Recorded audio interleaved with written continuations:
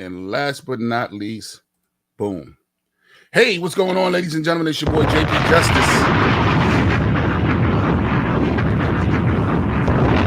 This is JP Justice, y'all. You know what time it is.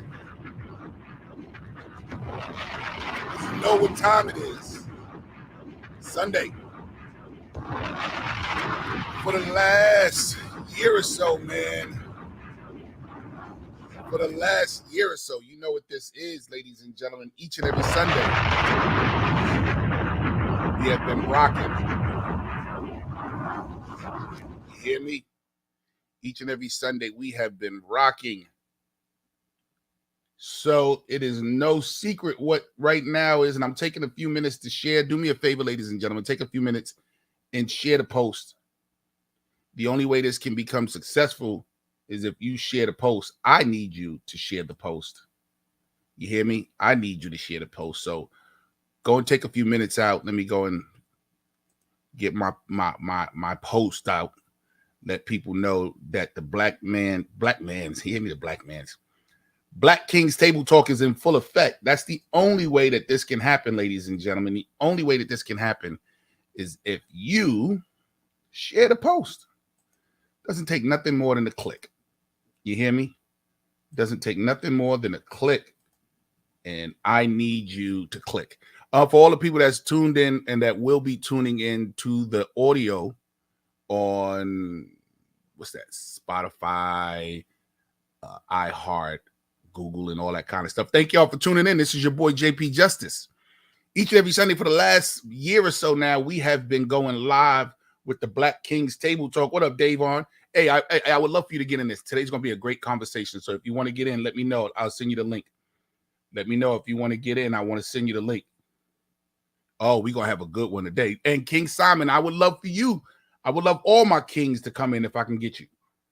Let me send y'all the link. Because I think today is going to be great. You know, we caught the tail end of something, but it brings on great conversation. And one of the things that we got to be grateful for is the fact that when things happen, our hindsight lets us put things in perspective. So in light of what happened last Sunday, I know y'all been bombarded with so many podcasts. I know you've been bombarded with so many points of views. Yeah, I sent it to you. I know you've been bombarded with so many points of views and so many people, egos and pain and victims and all this kind of stuff about what happened at the Oscars. Allow us to be one of the closing guys to close it up and give you our points of views today. But it brought on a bigger conversation. It brought on a much bigger conversation, and I want to introduce it to the kings today as we come to the table and we talk about it. Big shout out to my man, Mr. Ike Buzz, because he was the one who gave me this idea, or he was the one that even gave up the topic. Let me not say gave me the idea. He was the one that came up with the topic of the talk. So even though he won't be in the room, he'll be checking in with us. But thank you big time, because I think this is something that we need to talk about. So as we wait for our brothers to come in, I want to tell y'all to do me a favor. Take a moment right now and go share this on all your social media platforms. Take a moment and share this on all your social media platforms. It's imperative, brothers. It's imperative, brothers. We need to let the people know that we's be here. Share it to a feed. Yes, I want you to share it to a feed. And the feed that I want you to share it to, no, I want you to share it on JP Justice. Why can't we share it to my JP Justice page? Hold on, give me a second. Facebook be tripping, B. Facebook be straight up tripping. You know that? Facebook wants you to just solely be dependent on them. So I want to put this on my Facebook page. Where my brothers at? What up? Yep. And I already got, they go my man, drop bombs for my man, Mr. Ike Buzz. I think today is going to be a great topic. I sent out to all the brothers. All the kings should be here at any minute. 5 o'clock. They know what time we start. They know we start at 5 o'clock. To be a king, you have to take on those responsibilities of kingliness and you got to set the precedent. I'm not mad that they're late because I definitely understand that real life happens, but I need you guys to be here so this conversation can start. Well, let me start it anyway, and then when they come in, I'll definitely fill them in and bring them up to speed. We are last. The Black Kings Table Talk is the last to bring to the table or bring to the platform the great smack that was heard all around the world last week. Will Smith smacked Chris Rock live on the Oscars. Now, this is the same Oscars that has a 7-second delay when you say some craziness, but they didn't have that delay to show Chris Rock getting his face popped off. Now, if you just tuning in, what up, Tiana? I'm Tanya. I don't know this. I don't do that fancy name stuff. We're the last because it happened after the show aired last week. So we only come on once a week. So the Kings didn't get a chance to talk about it. But we're going to talk about it today. But it also brings on other questions. So I'm also going to bear it into other great questions as well. We're waiting for the other Kings to come inside so that this way we can join it up. But let me bring up the speed in case you was under a rock somewhere this week. No pun intended. In case you've been under a rock somewhere this week, Chris Rock got his face smacked off, literally, by Will Smith at the Oscars. I will say it's so many different layers to this, man. I don't want to go into that per se, especially not with the brothers in here right now. Tiance. Okay, gotcha. Tiance. Thank you. There's so many different layers to this, man. I know my comedian brothers and sisters are out there butthurt and out there talking reckless. You're talking like a feared man. Ain't nobody gonna jump on stage with me. You jump on the stage with me, you got another thing coming to you. You think this gonna set a trend? Come on, I dare you, get on the stage. Okay, we got it, people. You're just as human as everybody else. You're just as human as everybody else, and I get it. But stop, man. You're beginning to look crazy. Every comic is not a thug. Every comic is not a hard dude. And just as we always say with every other situation, real thugs don't even say nothing. How about that? Real thugs don't say anything. I'm not going to advertise to you that I'm hard and that I don't go for that shit. No, it's none of your business. It'll happen if it happens. But come on, comics. We're looking real pathetic here. Tony Rock on site. Now, I expect it from Tony Rock because that's his brother. So, I'll give him that pass. But all that on site, I'm telling you, when I see you, I'm on this Tupac shit all year round. I'm on this Tupac all year round on site. Come on, man. Let's stop.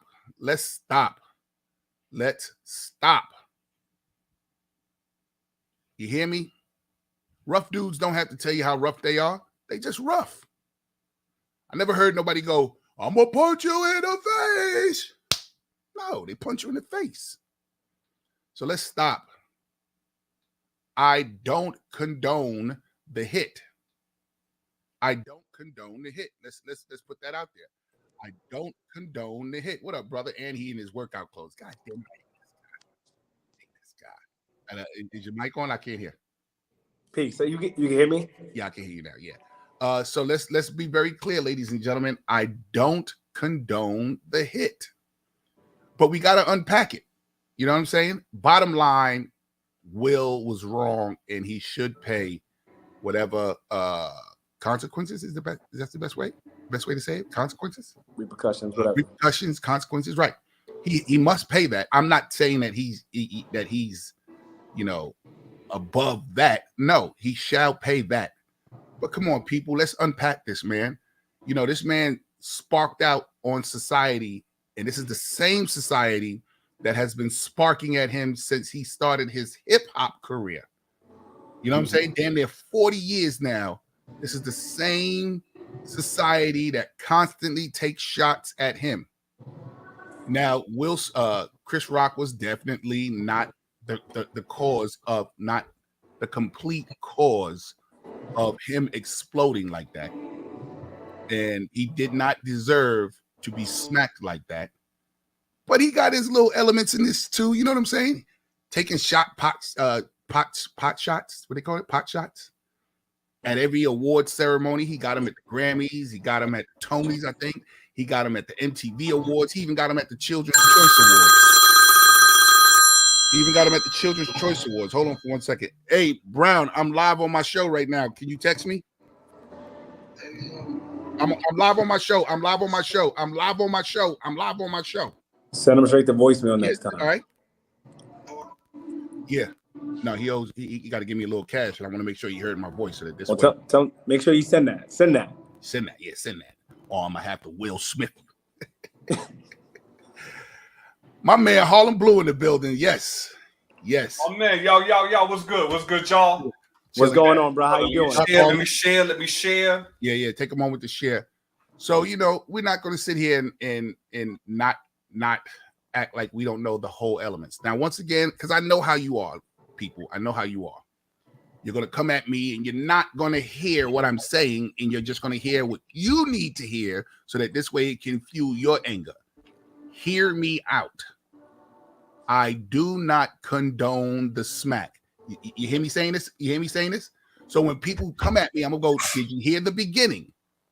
The beginning is he is dead wrong for the smack.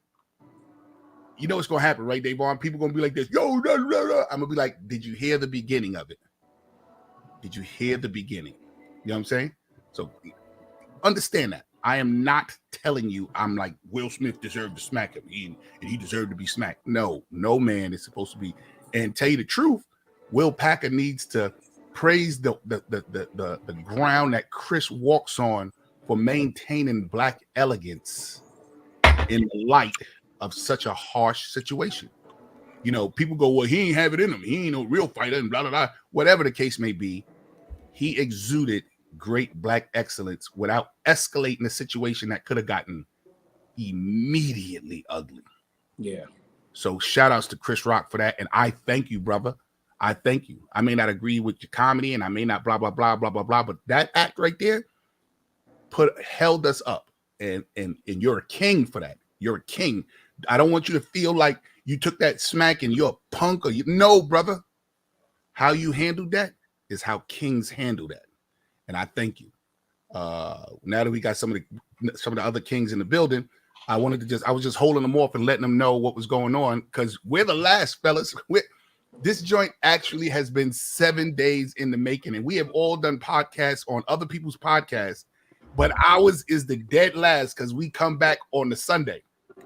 So 7 days ago, all the kings are showing up. Drop bombs for the kings.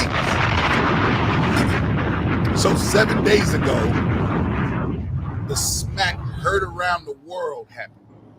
And now it's our time to unpack. And once again, big shout outs to my man, Mr. Ike Buzz, because he gave me a great tag along topic to go along with this. First off, fellas, I know you've answered this times and times again. Where were you? What happened? How do you think about the smack? Let's start off with my man, Mr. Davon. Ladies and gentlemen, if you don't know, he's one of our regular.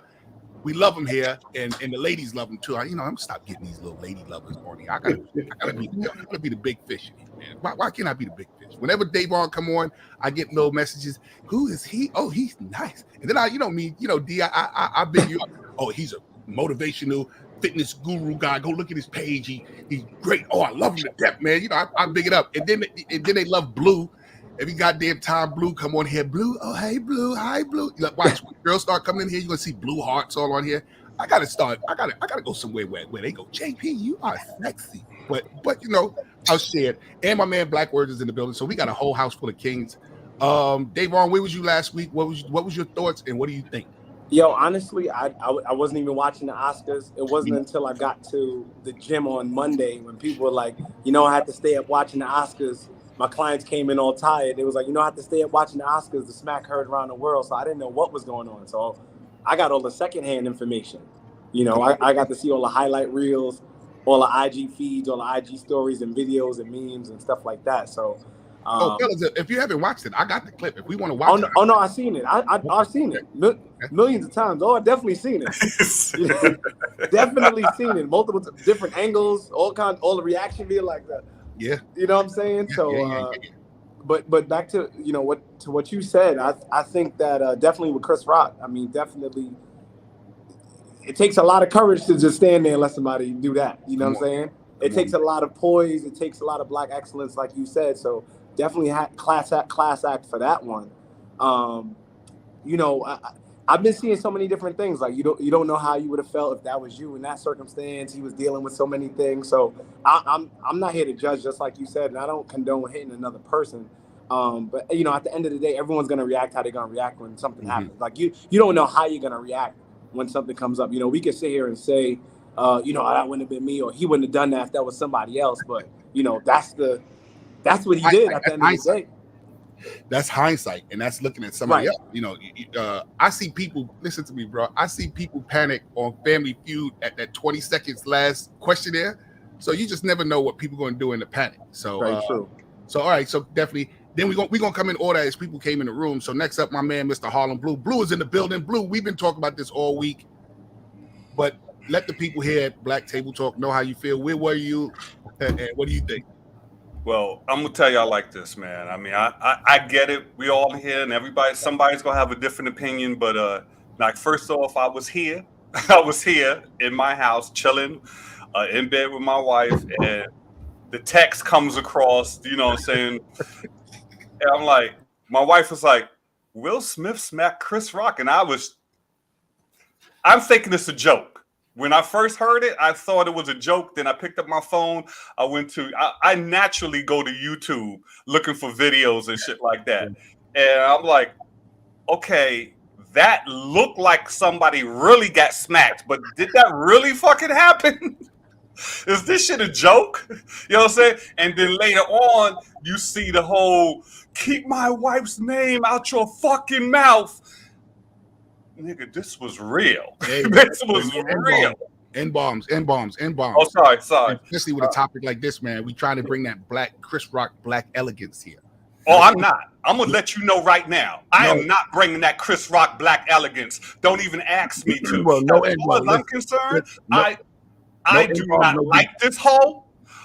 This brother need to get the fuck away from her, because all we've seen through the past few years is her demasculating this motherfucker in front of America, and he has been trying to keep it together, to show his love for her, to give her anything she wants, to the point where he left his house.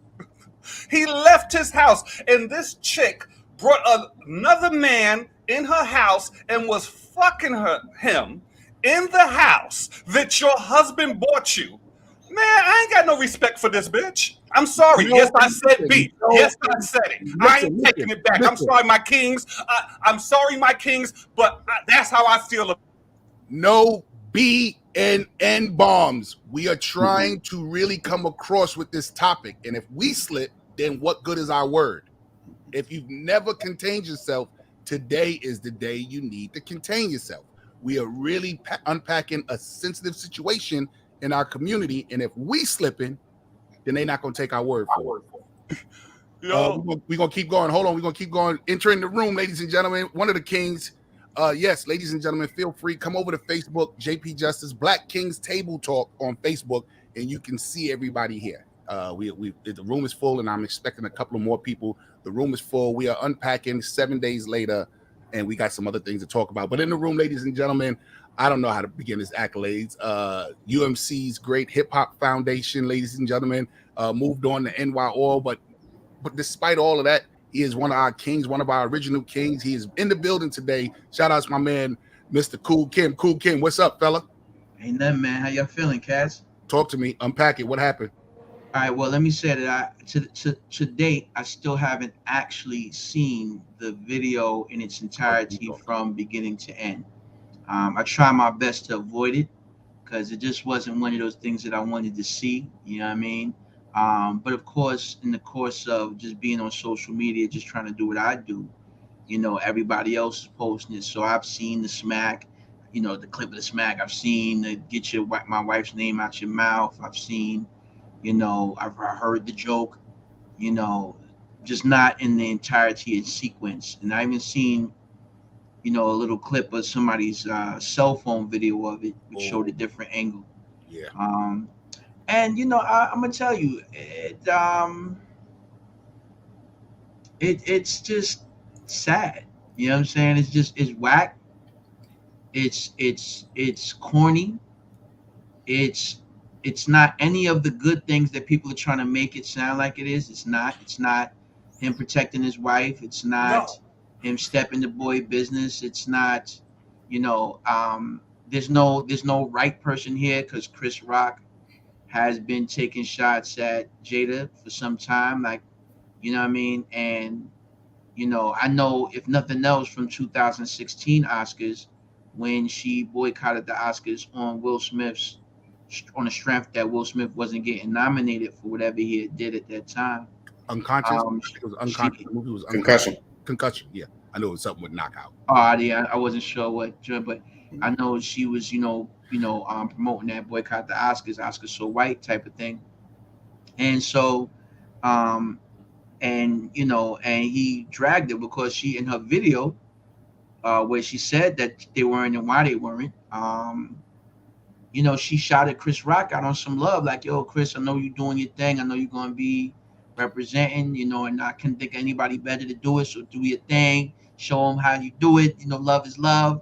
We're just not going to be there for this reason, but yo, you do your thing, King. You know what I mean? That, she gave him that love, and then he jumped on the Oscars and was like, yo, Jada Pinkett Smith, she's boycotting the Oscars. Yeah, Jada Pinkett Smith boycotting the Oscars is like me boycotting Rihanna's panties.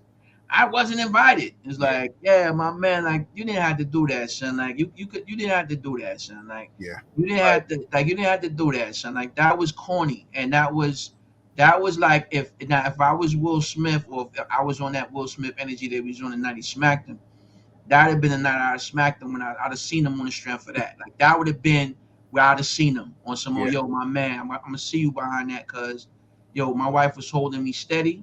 Yeah. And you violated her, and she didn't violate you, son. And this was a serious matter. Like, this wasn't like no light thing. You know what I mean? For you to carry me. If he was gonna do that, that would have been something where, if I'd have seen him where I've seen him and felt that energy, I would have did it. But that doesn't. I'm not one of these people that don't believe that violence is not an answer. I think violence is an answer in some cases. Come on, man. But listen. Hold on. Just hold it. Because we ain't going deep. I just wanted you to. Okay. My bad. Yeah, you was going in just now. I was like, you know what it is. I'm sorry. I ain't gonna be on here with y'all long. I'm doing some housework. So, all right. So, I'm trying to get it in. My bad. Come on, unpack, brother. Last week it happened after the show. What happened and how you feeling about it? First off, nice cardigan. That's a cardigan you rocking? Yes, sir. Thank you. God damn it. That's that smooth. What's that new store? Ukinioni? UNIQOX, something like that. All right, never mind. Great. But yeah. So how I found out about it was because I go to bed very early. My daughter texted me the video and everything, and I saw that. I just couldn't believe it. It was just like, what? My thing was, it was the Oscars, and you got to put in people that says, well, why are we worrying about this white man's award show? Listen, this is what we accept universally as the cream of the crop when it comes to, just like when you go get a Grammy, you know what I mean? You go get an Oscar. It's respected that way. So it's just like, you just don't expect to see anything like that, at a venue like that. Mm-hmm. So that's what drove me crazy. And then when I heard why he got up and did it, and a whole other flood of emotions came with that. Emotions. That's a great way. That's a great thing to say, because we all internalized it in our own ways. I ain't gonna front. I was mad at Will. I was mad at Will. I ain't gonna front. Hey, bro, listen. I was mad at Will too. I was kind of pissed off. I am not sitting up here saying, now I want to get back to Blue, but Blue, I need you to get to these points quick. Blue. Not the long way, not the 12-inch maxi single. Tell me, man. What? Oh, I'm sorry, brother. Oh, you've been off this whole time? No, I took you back. I'm sorry. We're on the time limit. No, we're not on the time limit. We're not on the time limit, but you know how you can take the long corral around. I want you to get to it. Yo, Reed, I'm keeping it 100. Like, first of all, like Kill Kim, and you my man. I love you, B. But no. Listen, he told a joke, okay? And he told a joke about a situation. It wasn't so much that he was throwing shots at her. He was just, as a comedian, that's what you do. You tell jokes, and you tell jokes about situations. You tell jokes about people. And especially in that type of environment, as a comedian, you are hired to do this. You are hired to roast people. Chris Rock, and I've said this before, Chris Rock has been doing this shit for over I don't know how many years at these award ceremonies, especially the Oscars. Ricky Gervais has been even worse than Chris Rock, destroying these celebrities. Mm-hmm. So Jada Pinkett Smith puts herself out there talking about the boycott. You opened yourself up for a joke. That's all it is. It's not personal. It's a joke. You know what I'm saying? And it's really a joke at his expense as well as hers. You know what I'm saying? Let me ask you this question, Blue. What? As a let me explain, fellas. Let me explain something. I have been watching this shit. My mother-in-law, she has been for the past 2 years watching Johnny Depp and Amber Heard go through their shit on YouTube, and she's addicted to it. And I be coming in here laughing. This week, I became her because I was watching every time I came in the house and had a chance. I'm watching everything on this Will Smith, Chris Rock, Jada Pinkett shit. I have not paid attention to social media this tight since Jay-Z and Nas. Because when went at it, I kept turning on the radio to see if one of them just said, and I just was so tuned in everybody's point of view. But let me ask you. Dude, so Jay, can I say not even when Jay-Z got whooped on by Solange in the elevator did I pay attention to that shit like I've paid attention to this. That didn't even have light the way Jay-Z and Nas or even this had. But let me ask you a question. Me and you are comedians here. So being a comedian, does that give you a blank check to just stomp on people's emotions, feelings, morals, and shortcomings, bad conditions? Does that just give you a blank check to say and or do what you want? Dude, can I address this question like this? If you as a comedian, you are there to tell jokes. That is what you're being hired for. Do you go in on everything you possibly can? Maybe not. Maybe there's something you hold back. But in this situation, in no way, shape, or form did Chris Rock do anything wrong. All right, now watch this. I got you. Now answer the question. Does being a comedian give you I just answered the question. You didn't. You didn't. No, you didn't. You didn't. Okay. Does being a comedian give you a blank check to say and or do whatever you want to anybody at any situation? To say and or do. Or just say, comedians. To say. Listen, as a comedian, you have that check. You have the check of freedom of speech within your craft to clown motherfuckers. Yes, you do. So you're saying yes. Yeah. So now watch this. Now, fellas, and I'm not saying you're right or wrong, Blue. I'm just unpacking it so people can understand it. So you're saying comedians do have a right. So let me ask you a question. Because you have freedom of speech, do I have to receive it the way you give it? No, you don't have to receive it, but you know what you do? You know what you do? You shut the fuck up. Now, once again, like I said at the beginning of this conversation, I don't condone the hit. I don't condone the hit. But like I said, as we unpack this, we can find out. I'm telling you, man, this is going to lead into a great topic and conversation. As we unpack this, we can see the human the human points that happen here. I agree with you, Blue. He should not have touched that man. So just to let you know. Anything you want to add to this, Kim, before I move on? Because I'm telling you, watch what I'm gonna bring this to. May I respond to your question? Does a comedian have the right to say anything that they want? Yeah. You know, weaponized words are violence. Come on, man, say it again. You know what I'm saying? And so a comedian, you know, the pen is mightier than the sword, you know what I'm saying? And so a comedian with words can be a lethal thing. You know what I'm saying? Like that's just real talk.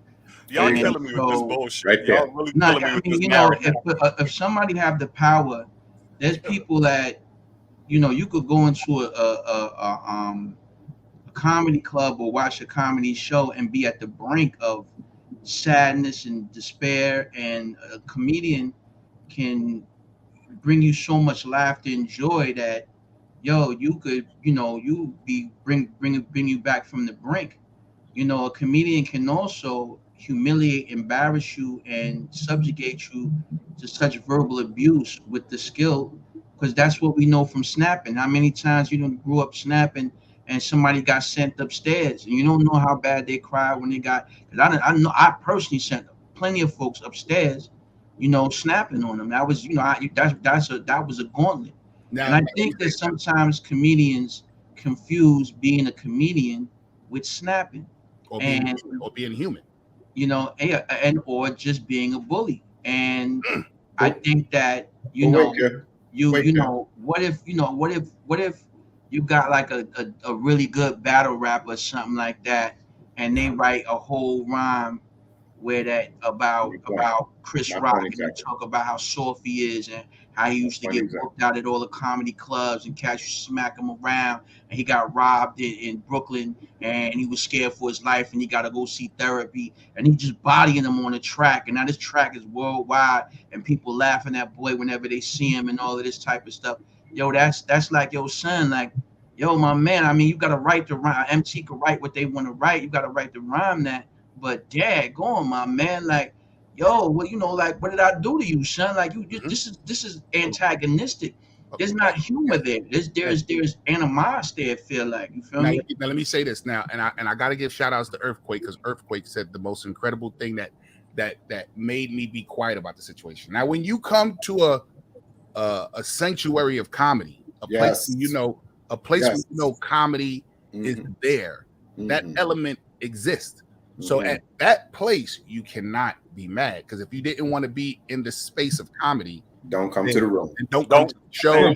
Don't come to the room. Don't come to the club. Don't come to the event if you know there's a comic there, if you're so opposed. So I will say that, you know, in Comic's defense, he didn't say that the Kentucky Fried Chicken and Will and his wife was there.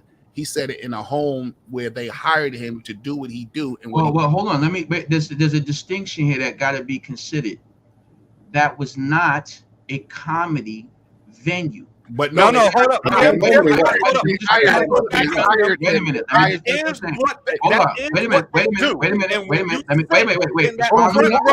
Hold on, Blue. Let me respond to what I'm saying. Think about the history of comedic hosts on the Oscars.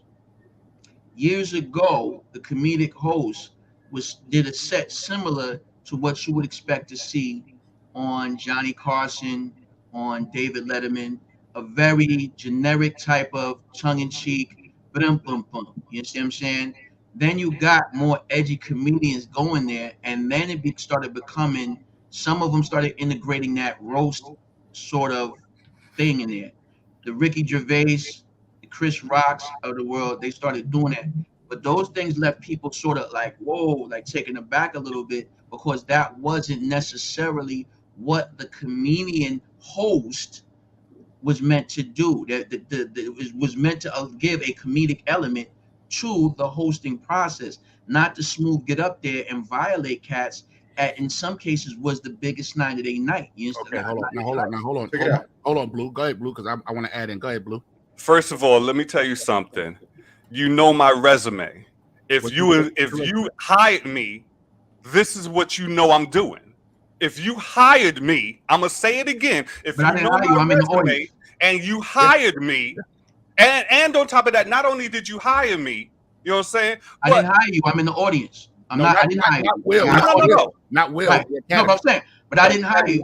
I'm not experienced you as the person that hired you. No, I'm but what experienced he's you saying, what he's saying is the disrespecting my academy. wife. What he's saying is the academy hired him, and they know. Yes, but the academy didn't get smacked in the face. Chris Rock got smacked in the face by Will Smith. Will Smith didn't hire him. Will Smith was experiencing him. It's a difference. It doesn't matter. It doesn't matter. I have nothing to do with that. It doesn't matter. I do want to say body of work. Fellas, I do want to say this. Kim, in what you said, ever since Bob Hope and all those guys, they've been taking shots at that. Yes, thank you. This ain't just happened. Hold on. Don Rickles, Don Rickles, that's the name I wanted to bring up. Don Rickles. They've always taken shots at Hollywood, and Hollywood just so happens to Don Rickles would walk up and down the aisle. Hold on. So what I'm saying is, so they know who they hired when they hired Chris, and not only that, it wasn't Chris that wrote it. He did write it. He was riffing it. He did. Right. No. That was off the top. A writer wrote that. A writer. No. Came out. Boy that was producing the Oscars just got finished doing an interview. He was talking about they had a whole thing, but he was going off the top. He didn't get to any of the scripted material. That was his thing. He was riffing that. Well, hold on. Let me just say something because I've been watching this shit all week. We joined by Buzz, and the Buzz got a word. Oh yeah, Buzz and Juan. Oh yeah, I forgot about Juan. Juan is quiet. Yeah. Hey yo, real Juan quick, because I'm at work. First of all, peace to y'all. You know what I'm saying? Comedians, we as comedians, we have to be ready for that. Who remembers the Nutty Professor when Eddie Murphy gave Dave Chappelle that smoke? You understand? Right. He ate it the first time. He came back and smoked Dave Chappelle. So what I'm saying is sometimes we on the other end of it and we feel attacked. Like, what if somebody jumps out? Like, we can't stand hecklers, right? But some of us know how to destroy a heckler. You know what I'm saying? And it don't have to always get physical. You know, I wish somebody would slap me while I'm trying to bust. First of all, that's neither here nor there. That's ego. But the point that I'm trying to make is I see it from the other side too. Like, you know, like again, that Nutty Professor example that I'm using, it's gonna happen now. Will Smith opened the doors for this, and he didn't. Talk about you can't say Will Smith opened the door for that because there's numerous videos online of people spazzing way before Will did. Okay, that's fair, but Will Smith normalized it. No, I mean that's your opinion. I'm not here. That's fine. That's fine. But I want to say, like, he definitely opened the door to this, and not only did he normalize that. In general, he normalized like smacking people for thinking that it's okay to say whatever they want out their mouth. You know, now the smacker has to understand that there's repercussions that come with that, but the smacky need to keep their mouth shut. That's all I got. That's all I got for y'all. Peace to y'all. I'm at work. I'm gonna be listening. What up? What's going on? What up, Kimmy Neutron? Haven't seen you here in a minute. Hey Juan, what do you think, bro? This is the smack that's been heard all around the world. I'm already tired of hearing about it. I was tired of hearing about it till Tuesday. My thing is that, okay, understandably, I mean, to a couple of y'all point, yeah, Chris Rock in the realm of what he's doing, yeah, sure, it's not the venue for comedy, but he was hired to do comedy. That was his job. He's up there doing his job. And to me, the way Chris was coming up, the statement that he made, he said, hey, G.I. Jane 2, I see you in G.I. Jane 2. That was light work. I could understand if he got mad. Light work. It was light. That was light. And if anybody didn't know about G.I. Jane was the movie where the chick that went to go be in the Navy SEALs. Right. So a hero. Right. I didn't even see that. A hero. Yeah, I didn't even see. And then from looking at, I seen the part of the footage. There's another video that's out there that showed the footage from the perspective of somebody who was behind Jada and he was watching her around the time when Will went up there and smacked. Because Will was kind of laughing at first. And she had that look on her face. Then he went up there. When he went up there and smacked Chris Rock, she was in the audience laughing. Mm-hmm. Laughing. Now, to me, somebody, That's your husband going up there, assaulting somebody because of something he said. Check this out. I would expect her to be like, "Yo, what are you doing? Yo, honey, what are you doing? You bugging?" Exactly. Let me tell you something. Go ahead, Black. If y'all wanted heat, okay, how come they didn't say anything when what's her name, Rebel Wilson said what she said to Will? Oh, his best part was accepting all the men that his wife had been dealing with. How come ain't nobody get up there and slap her? How come ain't nobody say nothing when Regina Hall said, listen, we know y'all got an open marriage, so why don't you come up here and see me with? How come Jada ain't get up and slap one of them chicks? Let me ask you. Here's my big question. I asked, and she said it that night. I asked she said it that night before Rock. I say this. Where was the 7-second delay that's on there when you say something crazy that they bleep out? Why was this? Why was this crazy? Why was this excluded? We mean what Smith said or what Chris said? Okay, so the live events have what you call a delay. I got you. And the delay. But when you talk about what Chris said or what Will said? Everything. They have a delay so that when things happen, they can click it, and they don't even have to show it. Why would you click G.I. Jane? Why wouldn't you click the smack? Why wouldn't you click the whole thing? No, I understand the smack, but why would you click G.I. Jane? Jay. I'll tell you why. Hold on. Let me tell you why. See, as a comedian, the intent as a wordsmith, and you're a poet, so you know this too, and he's a rapper, you know the intent of your words is what's being taken. If the intent of the G.I. Jane joke was to talk about her bald head in the green, that's on the table. If the intent let me finish. If the intent of the G.I. Jane joke was to talk about the success or the non-success of the movie G.I. Jane, that's on the table. But if the intent of the joke is to talk about someone's condition of alopecia, that is questionable. And I don't care. I don't care if he was talking about alopecia. Hold it. Go ahead. And I don't care how many table talk she does talking about her condition. I don't care how many times you see her with a short haircut. I don't care how many times you see her. It is not your right to say, hey, this bad condition. That is wrong. Okay, hold on. I think that it would be in poor taste. Okay, but y'all just said that if you're in a room, okay, and they knew who. Listen, Don Rickles used to walk up and down the damn aisles and insult the stars to their faces. He made a career out of insulting people. That was Don Rickles' whole thing. Okay, nobody ever had heat for Don Rickles. What I'm saying is this: even if he was talking about the alopecia, and I don't believe he was, but even if he was talking about the damn alopecia, it's been confirmed he didn't know anything about alopecia. He didn't know anything about it. Okay, but even if he was, because check this out: a lot of stars cut their hair for roles. So when he said G.I. Jane, I thought actually that was a good look because it was a good movie, and I would have liked to seen her doing that. This is the part that I'm talking about, where people just take what they want for their own sake of conversation. Listen to me. What you just said is what I explained. So if the joke was not aimed at the alopecia, then it's on the table. Even if it was aimed at the alopecia. Now watch this. Now, if it was aimed at the alopecia, you have the right to say it. I mean, but you don't know how someone is going. You don't know how. Alopecia ain't killing nobody. Alopecia ain't cancer. I can see she had cancer. How dare you? You know what I mean? Like, damn. It ain't about killing nobody. It's about how I swear. Hey, I'll be back. I'm be back in a minute, okay? Bitch ass shit, B. I swear to God. Let me finish. It ain't about the alopecia. It's her condition.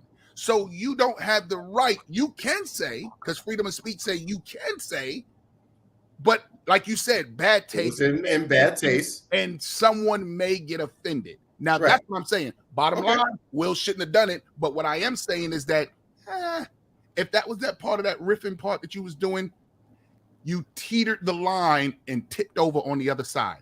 Check this out. This is the other thing about the alopecia, real quick.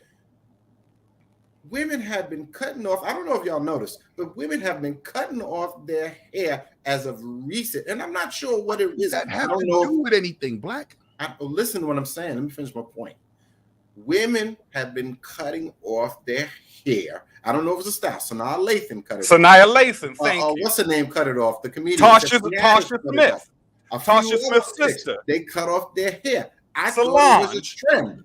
You dig what I'm saying? But this is all still going to him not knowing and what have you. So how is he supposed to know? You know what I mean? Because I ain't paying attention to Jada like that. You dig what I'm saying? So if he says it's a joke, he says it's a joke. And even if she had the damn condition, we could have been like, yo, my wife got such and such or whatever, and during the commercial break, and that's that. You don't take that and you go up there on the ice and slap a black man like that, yo. Are you out of your fucking mind, dude? And let me just say, personally, to create this narrative, this is what's bothering me right now, because we've been talking this shit about 45 minutes, right? To create this narrative that, he went after her alopecia, or it was an alopecia. It was a G.I. Jane joke about a woman who had a short haircut. That's all it was. It was nothing personal or anything. This was a lightweight. A matter of fact, Ricky Gervais said, I would have never told a G.I. Jane joke. I would have never talked about the haircut. I would have went straight for the boyfriends. Straight for the fucking boyfriends. And this is what I can't get at. Anybody who is trying to wrap around this narrative that Chris was personally going after her, it's not true. That's not what it was, okay? It was a joke. It was a little shot at a G.I. Jane joke. As far as I'm concerned, it wasn't even a great joke. But to create this thing, no. And to ignore, here's what I don't understand, especially with some black women out here. To ignore, you know what I'm saying? Because we talk about protect your wife, right? Protect black women, protect your wife. When was she protected? In the past few years, when has she protected her fucking husband? Hold on before you spill into that. She ain't even done everything else. May I say that? Let me just be clear. I want to take the same for clarity. I don't condone or think that Will Smith smacking Chris Rock was warranted to that, because that wasn't violence. What it may have been, he may have felt some kind of way about it, but it was still just a joke. And like you said, it wasn't even no great joke. It wasn't like somebody killed you when everybody was rolling out the seat and pointing at, like, it wasn't even on nowhere near even that level that you would be like, yo, I'm so mortified that I got to go do something about it. People ain't even study that joke like that, to be honest with you. You could tell in the crowd. So it didn't really deserve that sort of response. Again, if he felt strongly about it and he approached Chris Rock behind the scenes and smooth smacked him in the mouth or something like that, I would not have the same issue with it, because it wouldn't have been the same thing. They could have had whatever words they could have had. Chris could have said whatever he said if he said the wrong thing. And then he hooked off on him on the strength that he ain't like his response. It would have been what it was. That it would have been nothing more to that to me. You know what I'm saying? Because they got enough history that for him to feel some sort of way could have been. And maybe Will Smith ain't about that. Like he might have this and that. He might be with somebody screwing his wife on their open marriage, but you ain't going to embarrass him but so many times. Whatever, right? But on the Will Smith side of things, what I fear for Will, I may, because I got to go in a little minute. But what I fear for Will is that this thing is turning on him. Yeah. And he's going to come up extremely short. He's already resigned from the Academy's Governors Board. Netflix 2 studios, 4 movies. Netflix just canceled the movie that he was doing. They pulled out. And, so he's starting to feel the blowback from it, because people are looking at, they're starting to, now we're past the initial violence and people dick riding the violence, and are looking at the more like, yo, son, why, this is not, you shouldn't have did that to this cat. Like, who did you do this for? Like, Jada is like Eveline, or like one of these Disney think she Which ruined villain, him. you know what I mean? Like her look on her face when that was going on was like, you know, like if she'd have had a mustache, she could have just said, yeah, like that was where she was at with it. Like, you know, Execute and Order 66. yeah, you know, Right. Listen, Kim, you can use my metaphor. Go ahead, bro. Which one? Oh, I can use it? Yeah, go ahead. You can use it. You know, she's Lady Macbeth, yo. She's Lady Macbeth, you know what I'm saying? Like, drop him to his doom. She's going to hey, drop you gotta drop a bomb for JP. He gave me that last night, but I'm gonna use that in the horrible too. But no, she's a monster, kid. She's a monster, and I think you're absolutely right, Blue. That in the last 5 years, when did she protected Will? That we talking about, you know, in the way that a woman can. And now, and the thing is I think also because you got so many of these evil, lean ass women running around here trying to sell that narrative like it matters.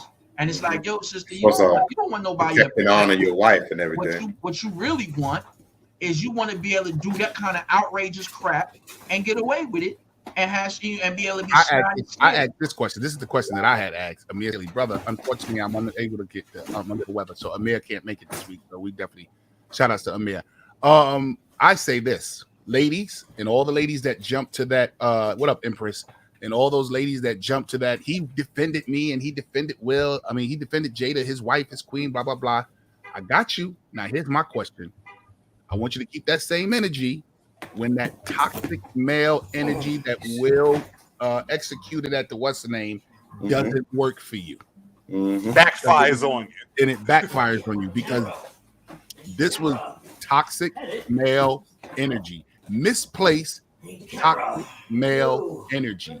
And it was catapulted or initiated. Yo, JP. Yes. Yo, mute Juan's mic, man. He got some shit going on over there. Yeah, he do. He got a lot going on over there. Where's that? Keep that same energy for all that toxic male energy that he exuded, that you ignited in him. And watch this. And you jeopardize not just your man's future, your family's future. So as a woman, you have done your family a discredit by letting that man explode off of something that's been festering in you. And I say that all the time. And Blue, I'm not against what you're saying. I'm just unpacking the whole situation. And what I'm really trying to do when I've been on panel after panel after panel after panel about this is that I'm trying to say to comedians, we're hurt. Comics are hurt right now. We are embarrassed. We feel shame. We feel a lot of different things, but that doesn't mean that we didn't have any ingredients to the soup. We did have some type of ingredients to the soup. And for us to say, no, we didn't, because we comedians, and I can say what I want. And let me just say, we can say we won. And Don Rickles did it, and Ricky Gervais do it, so I can do it. Yeah, you can do it. I'm not saying you can't do it, but there's repercussions, and you might not get the Don Rickles response. You may not get the Ricky Gervais response, and that's I think that's just where this society is going, man. I think y'all little. I think society is just going a little too damn soft these damn days. I swear to God, y'all giving out participation fucking trophies and shit like that. I just don't get it, man. This has always been when they used to do roast on people. The shit was 10 times worse. Yo, black words. And I know some jokes can be in bad taste. Yes. Just like when what's the guy from Seinfeld and then he used the N-word at a show. I think that was out of pocket. Okay. But this was hilarious stuff. Listen, y'all gotta remember, man. Y'all perform. Listen, do you want the government to step in and start saying what you can say and what you can't say? You know what I'm saying? Y'all got to look at listen, going way too far because the government isn't going to step in. Listen to me. I got to keep saying this to people. Listen to me, Black, so that this way you'll never have to argue this point again. You can say what you want. Yes, we're not brittle. Right. Say what you want, but you may say something that may get a reaction out of somebody. So freedom can be free doom. Yeah, say what you like, bro. Say what you like. I am not denying that we don't cap what we say. But guess what I also do? I also practice a sense of restraint, knowing I might cross the line and this person might not take it. I've had drinks thrown at me. I've had glasses thrown at me, chairs thrown at me. I've said shit where people have wanted to threaten me, and when you get off the stage, and I ended up doing 2 days because I'm not getting off the stage. He looks dangerous. So I'm not telling you I don't understand, but what I also learned is that just because I can say it, maybe I shouldn't. Just like he had restraint and said, that wasn't even a big one. That was a little one. Come on, that wasn't even a big joke. So he understood that he could possibly be crossing the line. Now, let me add this to the flavor, and then we're going to go to a whole nother topic. Let me add this to the flavor. He got Will at the Oscars. He got Will at the MTV Awards. He got Will at the Tonys. He even got Will at the Kids' Choice Awards. My God, how much are you going to keep packing into this can, not thinking that this can is going to overflow? But fellas, let everybody go to, and I would love to do this. I would love to, we can go on and on and on about this, and I respect everyone's point of view. I'm not saying anybody here is wrong. I'm just saying, I just wanted to unpack some of the things. But here's what today's topic is all about. And shout out to my man, Buzz, for saying this. Reserve. What does reserve, like, how do we as Black men exude and show reserve and reservation in today's society without being emasculated? Now, I say that in great lights of how Chris Rock handled it.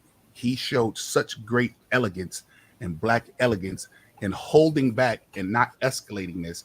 That reservation is where Black men, now, whatever you're feeling it, you wouldn't have been able, Will would have popped him. He ain't man enough, whatever. I know what we saw on TV was a reserve to not escalate the situation. How do we as Black men do that in today's society and not feel emasculated? That's wild easy. It's simply having an acute sense of what could happen next. Short story. I used to own a boutique in Augusta. This white dude, big guy, but it's a bum. Nothing for me to be scared of, nothing like that. You know what I'm saying? But someone was rummaging through my daughter's car, trying to rob it. And my wife was like, "Yo, they trying to get in the car." I came out with the toast. You understand? So I came out drawn. You know what I mean? And I'm looking at Boyd, and I'm thinking to myself, I'm like, my man, you're not gonna shoot this dude. Because if you shoot this dude, one, you have to deal with the police. You're gonna have to do that whole song and dance, whatever else come with that. Then your business is gonna be ruined because people's gonna be like, oh, there was a shooting in front of your bar. So then that's a rizzy for that. Like, all this stuff is processing in the speed of thought, man. You know what I'm saying? So now I'm just drawing down and I'm trying to just hold them steady until the cops come. You know what I'm saying? Then I have to pass the gun to my wife and I'm gonna square up with them. And it's like, once you start thinking about what can happen, man, if I do this, man, what's next, kid? And you got time to think. It's very rare when you ain't got time to process that. In the heat of the moment, nah, son. In the heat of the moment, you got time to think, kid. You got plenty of time. Speed of thought, because adrenaline go and things slow down. You understand? And so you got time, but if you're not cultured to think about what will be the results of this, it's your ass, man. You know what the saying is, right? The saying is, a man with nothing to lose is the most dangerous person in the world. See, when you got shit to lose, you start thinking a little differently. You said something, Blue? What about you, Black? What do you think? Reserve. What's your take on? Yeah, I mean, I totally co-sign with what Kim said, because when you got things that you have to think about, family, different things like that, you gotta listen. There's other ways of handling things. You know what I mean? Black folks just gotta learn how to do that. Just like Will could have got up there during his acceptance speech, and he could have went in on Chris, talked about the alopecia and everything else, and made Chris look like an asshole. You know what I mean? But he didn't do that. He chose the caveman route. And now he's, losing movies and stuff like that. So, there's ways of doing it. If you're smart, there's other ways. Listen, one thing I learned in this life is more than one way to skin a cat. And if that ain't the truest thing I said today, I'm telling you, it's more than one way to skin a cat. There's always more than one way to get at somebody. Right. What about you, Warren? I understand the the motive about, well, how can we, as black men, how do we present ourselves in sort of media in that sort of situations. The only pushback I kind of got with that is, that standard is not across the board for everybody. It's always, everybody's looking at us as black people. Oh, we should be the cooler, calm ones, cool and collective. You got people of other races, other nationalities and stuff. They allowed to wild out, do crazy stuff like that, and nobody says nothing about them. Nobody has no pushback, but it's always about black people, how we acting, how we behaving. Oh, we don't act like savage and all this other stuff. Not gonna understand, and it's a human emotion. People will wig out and wild out for whatever reasons and stuff. We'll have a spaz out moment. That's included for black people, white people, whoever. It don't matter. It don't matter who it is. Come on, 2 years ago we just had a mob of people trying to call themselves storming the Capitol, and thought they could justify it and stuff. Mm-hmm. All in their emotions, because they boy lost. It's always about black people, but it's always about black people or how we behave. We shouldn't be acting like that. We shouldn't be acting like this. But other people can get excused for their behaviors. That's what I don't like. I think it should be even across the board. Everybody. But it ain't. That's the problem. Hold everybody to that same standard. I don't give a damn who it is. Yeah, that's the only thing. Like, well, I think that you make a very salient point. I agree with you 100%. Because when you get a lot of people on there like, see, now he done put us all back and he ain't going this back. It's like, nah, my man. They're not the arbiters of what's morally correct.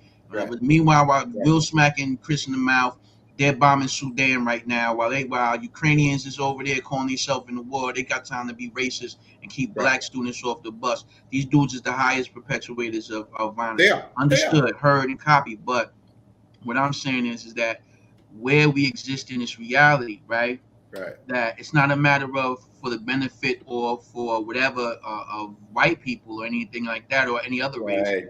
It's for the benefit of us. Mm-hmm. That it's important that we find ways of reconciling in a better fashion, because we're still at war, and those divisions are great opportunities to diminish our, what we're doing. Not us as a group, but to diminish what we're doing in developing institutions. What Will Smith can develop as an institution and the infrastructure he's able to build and the things he's able to do and wield as a power broker. What Chris Rock is able to do in that same space in his own camp. These people that they employ, for them to get cut at the knees is damaging to us as a body. And in that way, that is where I think prudence becomes important, not in the way that we need to restrain ourselves for the sake of others. I'm absolutely on your. Well, you everything you said is right and exact. I'm just offering another point of view as to why it may be more prudent for us to be mindful of how we pop off. And, we may have to take that extra step because we're still in a war zone. You feel what I'm saying, Paul? Oh, understandable. Listen, you remember when like in Florida, where you have those states where you have the right to carry, and what is it? What do they call Florida? Stand your ground. Stand your ground, right? Yeah. So it's stand your ground for white folks, right? But when the sister shot the gun up in the air as a warning shot, okay, she had to do what, 10, 20 years behind that. And that's supposed to be stand your ground state. So what goes for them don't always go for us. So we have to be mindful of that. That's all I'm saying. I didn't even know about that. What happened with that? What's that? Yeah. It's this woman's got an abusive husband or whatever, and son was trying to do her dirty or whatever. He'd already beaten her or something like that. And so she, to avoid the conflict going further, she looked a shot in the air or like a one past them type of thing, and they locked her up. And it's like, yo, what happened to stand your ground? She was in imminent danger. This dude had already been acknowledged as being a domestic abuser. So what is we talking about? But that the laws don't apply for us like they apply for them, and that's just how it is. You know what I mean? Yeah. I didn't even know nothing about that. I that was a couple years back. You know what I'm saying, right, Black? Yeah, a few years back. Yeah. So in other words, what you're saying is, don't ask me to have restraint if restraint ain't what you asking across the board. You actually saying that to Juan? I'm asking the table. Well, I think again, I'll say again, I think that I don't think that any man on this planet should be required to do something that he can't tolerate and stand as a man. A man should be able to stand, a woman should be able to, if I've had enough, I've had enough. We live in a country that has really made a stock and trade of not being held accountable for misdeeds. So, like even if you look at social media, for example, you can have some troll ass MFer come on your page, cuss you out up, down, 6 ways from Sunday. And then once you get tired enough and respond to it, right, they'll haul off and report you for bullying. And then you be banned for 3-4 days. You be like, yo, Facebook, just look at this, look at the thread. Look what this dude was saying to me. And then you won't ban me. That's what it be like. So we live in this world where the weak have become strong in a very conniving way, which when the tables turn, and they will, you know what I'm saying? Because everything is cyclic, whatever you say, is a cycle. When the tables turn, the punishment to these types that have overstepped, have become the bully de facto in the interest of protecting the bully, are going to suffer worse than they ever suffered in the history of their suffering, because people aren't going to forget what they did in their weakness and in their strength. Want to add anything, fellas? No, yeah, it just gets to a point to where it's something's got to give. I mean, I stand on what I was saying earlier before. Look, everybody be held accountable. I don't care who you are. Don't have standards one group of folks and then a different set of standards for another group of folks. That's what we got to work on. Hold everybody accountable. That's what we got to work on. If Will might lose some. Hopefully he takes. It's sad that such a momentous moment for him, the pinnacle of his career, winning the Academy Award for Best Actor. As a black man, that's a very, very small group of people to begin with anyway. You know what I'm saying? Right. I mean, you only got Sidney Poitier, Denzel Washington, Forrest Whitaker, Jamie Foxx, and him. Yeah. So that's a very small group, and that's an accomplishment in itself.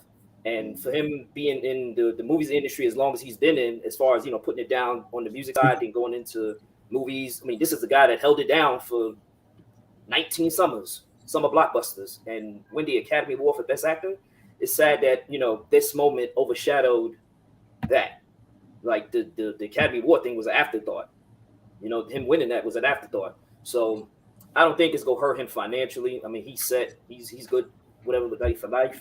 Will don't have to work again. Back and get take a look inside of himself, find out what it is that he needs to work on himself. Whether it means he needs to strengthen his, his emotions. Whether Will needs to leave Jada, but I don't think Jada he's going to do it. Then with that, or whatever else that may be, or some radical acceptance of who he is or whatever.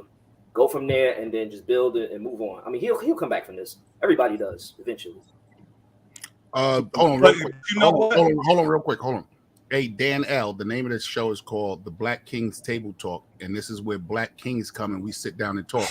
If you're not Black, that doesn't mean you can't enter and absorb the knowledge, but don't be offended by the pronouns we call ourselves. Shut up. Yeah, and at the same time, shut up, Dan L. Right. Shut up. You don't have to be in a room, bro. You don't have to. I thought we were all equals and all that old bullshit. Right. Shut up, man. Get off. Go watch something else. Then you don't want to watch it. Fuck out of here, man. Always that with y'all, man. Always got to come in there and try to regulate what black people talking about. Run yourself, then, son. Nobody got time for that. All the time, think y'all could come in there and tell somebody how to talk, where to name their stuff, where to do. Like you the arbiters of what's what. They got an entire reality that y'all made yours. Y'all are men. You are black. We black men. You know what I'm saying? You get crime. We got black on black crime. You know what I'm saying? Everything. You got this entire world. You get to be the heroes and everything. Like y'all never done anything heroic. Y'all the killers of the world, the rapists of the world. You're the pillagers of the world. Shut up and sit in your place, clown. No one cares what you think. And anybody else that feels that way. One yourself. We ain't got to bow down to you. Enough. Swear to God, y'all saw you little troll asses. Always got to pop up in a black space, try to tell black people how to conduct themselves in the black space. This ain't your space. Nobody cares what you think. Your thoughts aren't important. You're not important. You're nobody. You're nothing. Even if you were something, you would be nothing. Your lineage is nothing. You're a cancer on this world. Shut up. Shit. Yeah. Nothing. Love it. Love it. Yo, straight jacket. Anybody that's on there watching this, watch you feel some kind of way, then feel some kind of way. You heard? All the time, man. Always trying to kowtow to these people. Always trying to, yo, you know, Shannon, you know, we just, man. Yeah, wow, this guy's glad. Yeah, that's right. That's right. I sound exactly like that. That's right. Yeah. Are you an Asian American? Well, then shut up. Mind your business.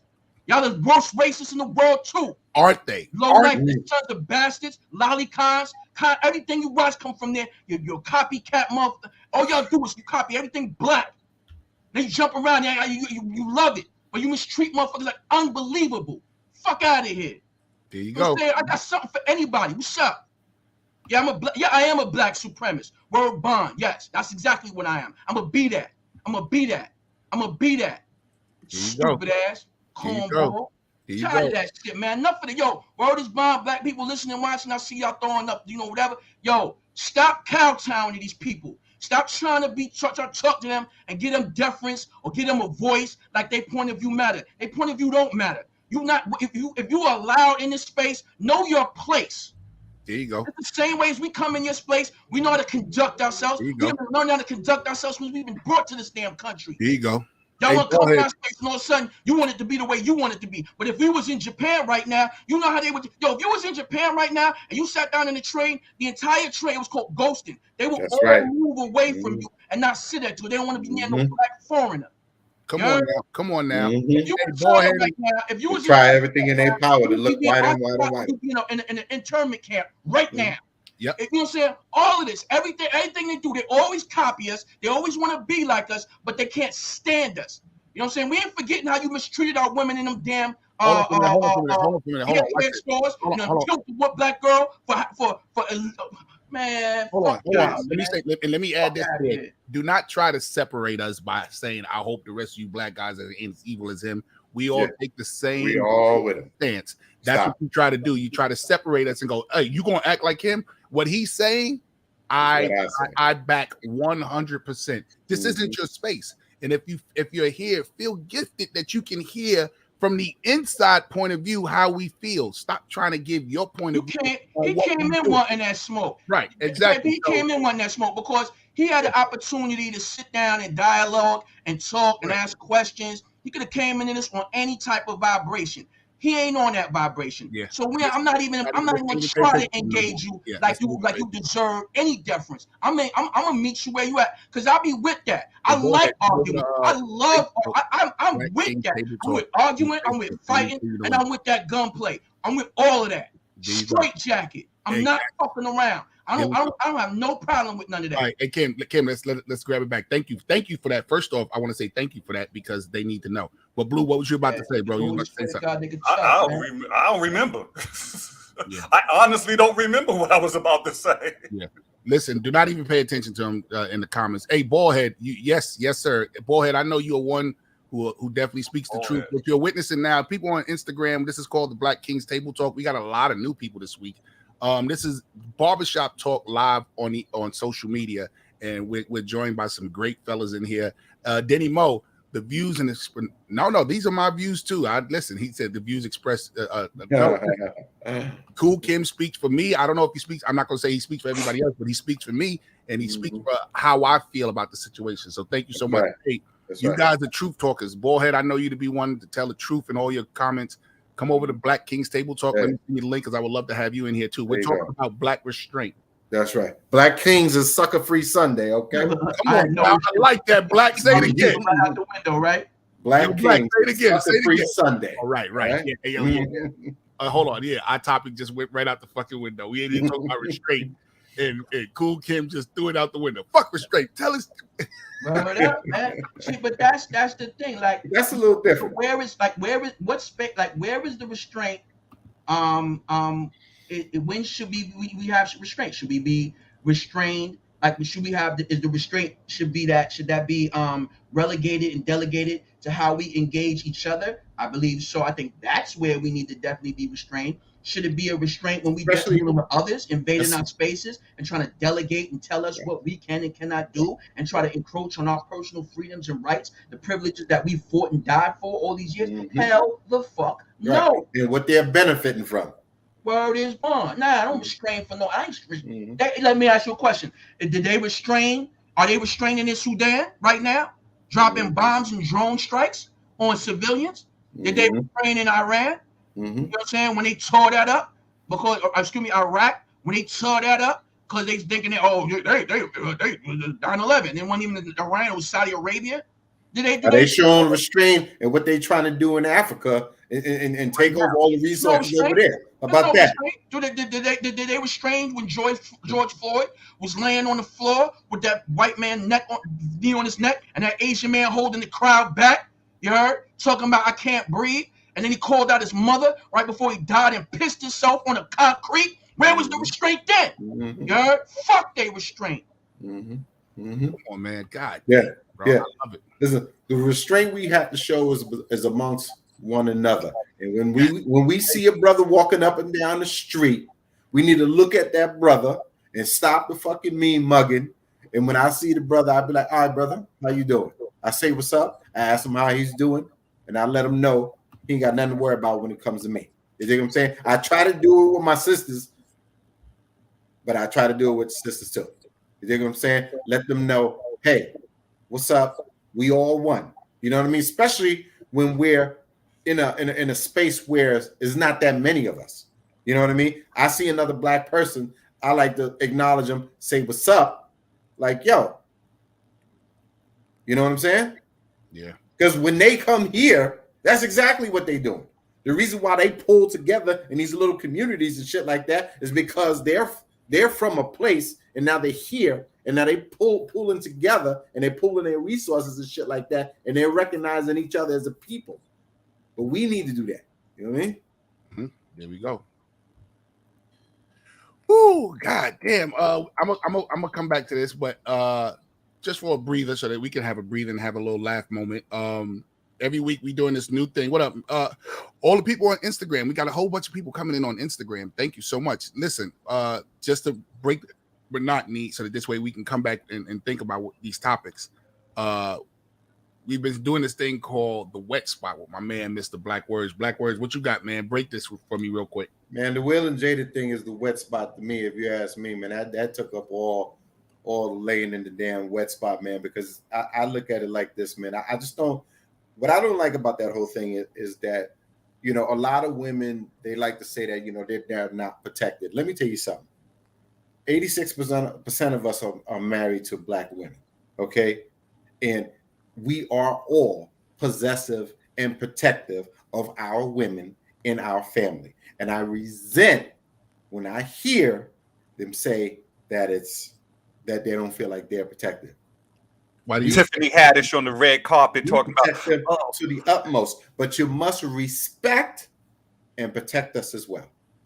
Exactly. And for her to do what she's done, and then to lead up to this, where in the real world, you do not let your husband get up at a work function to go smack somebody you don't let that happen. You don't let that happen for your husband. You don't let that happen for your family. You don't let that happen. You grab his hand, you say, baby, no.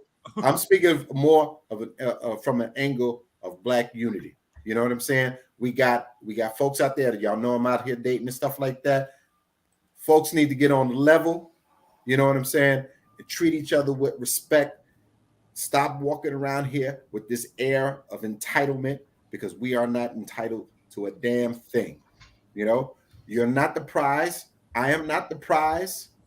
Our connection, our relationship is the prize. Now check that shit, right? You know, if I may say that. Hey, go ahead. I sent you the link. Look at your text message.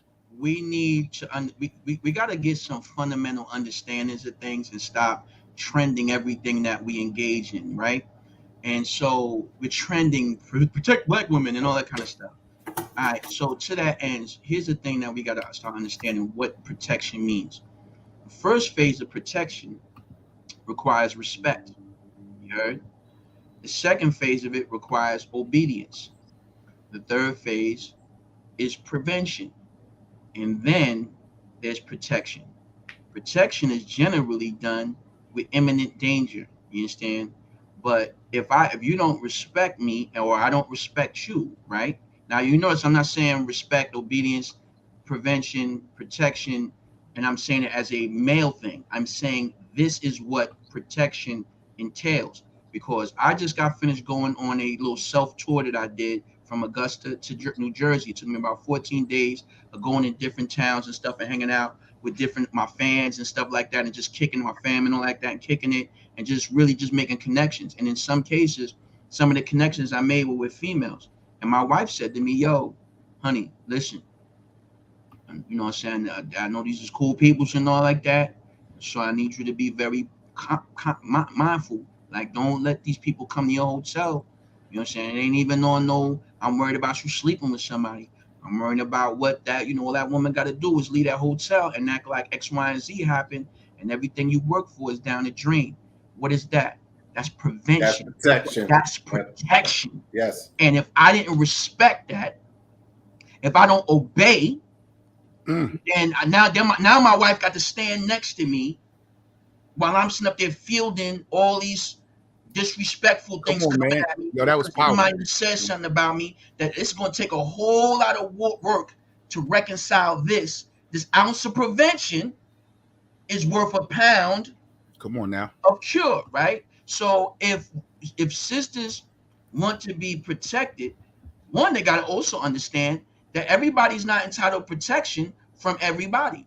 Right. I don't know you, sis, and I'm gonna be honest with you. And I don't know what you did. Is somebody for me to protect, because I have an obligation to protect my wife, my mother, my daughter, my granddaughter. You heard? Those are the people, those are the women in my life that I have to protect. And if I'm out here willy-nilly with you, I don't even know what kind of dirt you got, and I don't know what your steez is. I don't know what your criteria. How many brothers do we know? And it's the thing that everybody talk, let's protect black women like we don't do it, right? But how many brothers do we all know, right, that's locked up right now? Come on now. Dead. Come on now. Dead. Or dead.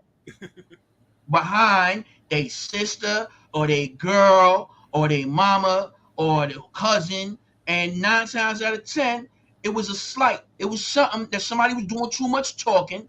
Somebody could have shut up and this wouldn't have went that far. Like you said, an ounce of prevention worth a pound of cure. So when we talk, when we talk about protection, if we're not prepared to engage all that word encompasses, then we shouldn't talk about protection, because we're really not ready to have that discussion. So in other words, what you're saying, protection is the result of all these other things. Protection comes in a concatenated series of events that begin at respect. If you don't, like, think about this. If the president of the United States, most powerful man on the planet in theory, right?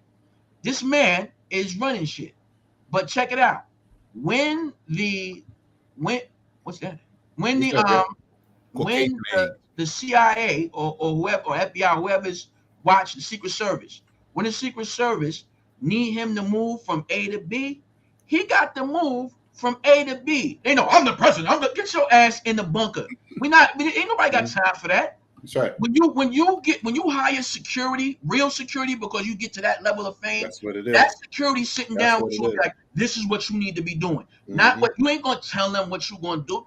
This is what, because in order for us to effectively protect you, yo, son, you're gonna have to move this way. No, you can't be jumping up in the middle of the crowd and rolling through it. Yo, fam, you making our job impossible. So there has to be respect for the protector. And if you don't have it, how could they get into it? And then you have to obey. Because if I told you what to do and you don't do it, how do I protect you? How many times have you seen a movie where so-and-so was all right, stay right here. We're going to be right back. And then they go wandering up. Jacob. You're like, oh, here we go. Here we go. Hold on, fellas. Let me introduce First off, in the building, our first Midwester, and I love this dude. I've known this dude for well over 10 plus 15 years. Yeah, about 15. When I tell you, straight shooter, Hennessy, no chaser. My man Ballhead is in the building. If you don't know who he is, you under a rock. God damn it. My man Ballhead is in the building. Hey, yo, welcome to Black. What up? What's up, brother? Nice to meet you. What's up, brother? This is the barbershop live on the internet. You know, it gets heated in here, and you've been sitting around listening. What you think? What you think, bro? First off, you got to put yourself in both of those men's situation. One of them is emotionally manipulated. Man, his nipples is always moist now. Oh, we don't say the N word and we don't say the B word. Everything else is good. Thank you. And the other one is making a killing off of a sitcom about him getting beat up as a kid. Forehead, I've said he lets you see how people see him through his sitcoms. His sitcom tells you that he was always the butt of everybody's jokes. So that's like a bully. Just like how when I first started martial arts, the first thing they told me is when you start getting skills, you're going to become a bully because you never learned this level of fighting, and you're going to bully the situation. And he's always, as far as I'm concerned, once he started getting power, started exploiting. And he tells you that. But go ahead. I'm sorry. Man, let me tell you something. That is the only reason he approached that man. See, everybody knows who's the weaker link. You know, everybody, a man's gonna know that. But an emotional man that has been crying and getting told he's nothing in the bed, and oh man, you laid. She got up there and told that to Oprah, man. You laid in the bed in He told that to Gwyneth Paltrow. With our son's friend. You had an encounter with, and then you ain't even smart enough to pick a side dude that got a lot of strength. Real side dudes don't say nothing. Mm-hmm. Dude, we don't make no sense. Yo, we don't make no statements. Ballhead, bro, thank you. This is a nasty, cankerous whore. And if she who does this shit? And she picked better, it would have been better. Would have never who been does this shit? No one was supposed to ever Ballhead, who no does that shit? Ever know that? Who sleeps with, in real life? Who sleeps with her son's friend, and you're not a fucking cankerous whore? Not to mention, she deserves no respect. None. The son is the son that is the model for Victoria's Secret or one of them things. I don't know. Right. Yeah. Wearing dresses and stuff. Yeah, skirts. Standing on fire but see, that's what I was talking about last week, Jay, with the gender neutrality. They are big proponents of that gender neutrality nonsense, and Will Smith is the byproduct of the emasculization of men in this country. Let me ask you this question: with the exception of black man, with the exception of Blue, because Blue doesn't have kids, so and I'm not excluding you at the conversation, but I want to ask fellas this: this is what I believe. Will Smith is a man who's provided for his family, but hasn't been there for his family, and in return, his family now are these loose-ended. There's no synchronism in the family bone. And you know where you can really hear this at? I don't know if you fellas ever do it. I do it because I'm a music guy. Listen to Willow Smith's music. Okay. Listen to her songs. She's telling you about the pain in this family. And I heard Will say something to the effect of, I had to just let them be their own individual people. No, bro, not when they kids. When they kids, you guide your kids. We've all had our kids. You guide your kids. Because let me ask you fellas, and I don't have a son, but if your son said, Dad, I'm gonna wear a dress because blah, blah, blah, what is your first response? I don't care what it is you feel like, but let me tell you what you're going to do, and that is what, fellas? Hell to the no, men don't wear dresses. Yeah, you're not wearing a dress. I told your mother not to have you over there with them nieces and stuff all the time. Get in there and put your pants on. Exactly. So yeah, Yeah, it reminds me something. He did mention something about that in his book about, I think his while he was out here, providing, going out here making money, doing all these 20 mil a flick and doing what he was doing, that, his family, he wasn't there to be like there with his family to hold that all in together and stuff. So yeah, everybody did, like you said, everybody did kind of splinch off into doing other things. So and that's what we're witnessing when you see, what's the son name? Jaden has been able to somehow, I guess, come back to earth a little bit. We don't know what his mind. But remember, when he was a teenager, he was out. In the movie. And sometimes, if you think about it, that's also not only just on the level of somebody like Will Smith, somebody rich. Even guys on the working class level, you got guys that's truck drivers, guys that's in the military who spend mad amount of time away from their families like that. Yes, and they're not around to they're making the money, they're providing, no doubt, but they're not there in the physical presence of. Listen, and that goes for all what quote unquote high value men who provide for their family. Because if they're going to why would you say high value? What do you mean high value men? Why would you say that? High character, high earners, or whatever. So it's like that goes for all of them, because if you out there and you're providing the type of lifestyle that the Will Smith family has, then he's got to be out there doing certain things. So that means that Jada should have been holding that down there. Okay? Because they not living the way they living. I think Jada was holding it down. That's why it's like it is. What do you think about Willow writing a letter to Tupac? That's crazy, baby. Yeah, it was crazy. That's crazy, y'all. Lord, that's crazy. You married a woman that's still in love with a dead man. Crying in an interview 20 years later after his death. He wasn't even alive when Pac was here. You know what I'm saying? No, but I'm talking Jada crying in an interview 20 years later about Pac. 20 years later about their relationship. 20 years? You are married to the biggest dude in movies right now, and you've got 2 kids with him, and you've been married to him since the 90s, but you're crying about fucking Tupac? Does anybody know why Will and his first wife broke up? Check it out. Shorty needed good. Check it out. Shorty needed good. It goes, Dear Tupac, I know you are alive someplace. There you go. I think that my mommy, that's the letter, yeah. Yeah, I know you're alive someplace. I think that my mommy really misses you. Can you please come back? Can you come back so mommy and me can be happy? Happy. I wish you were here. Ooh. I really do. Love Willow. About cutting hold on, JP. Yeah, that's JP, crazy. Hold on. That was crazy. Hold on. Hold up, JP. Can I just get this right here?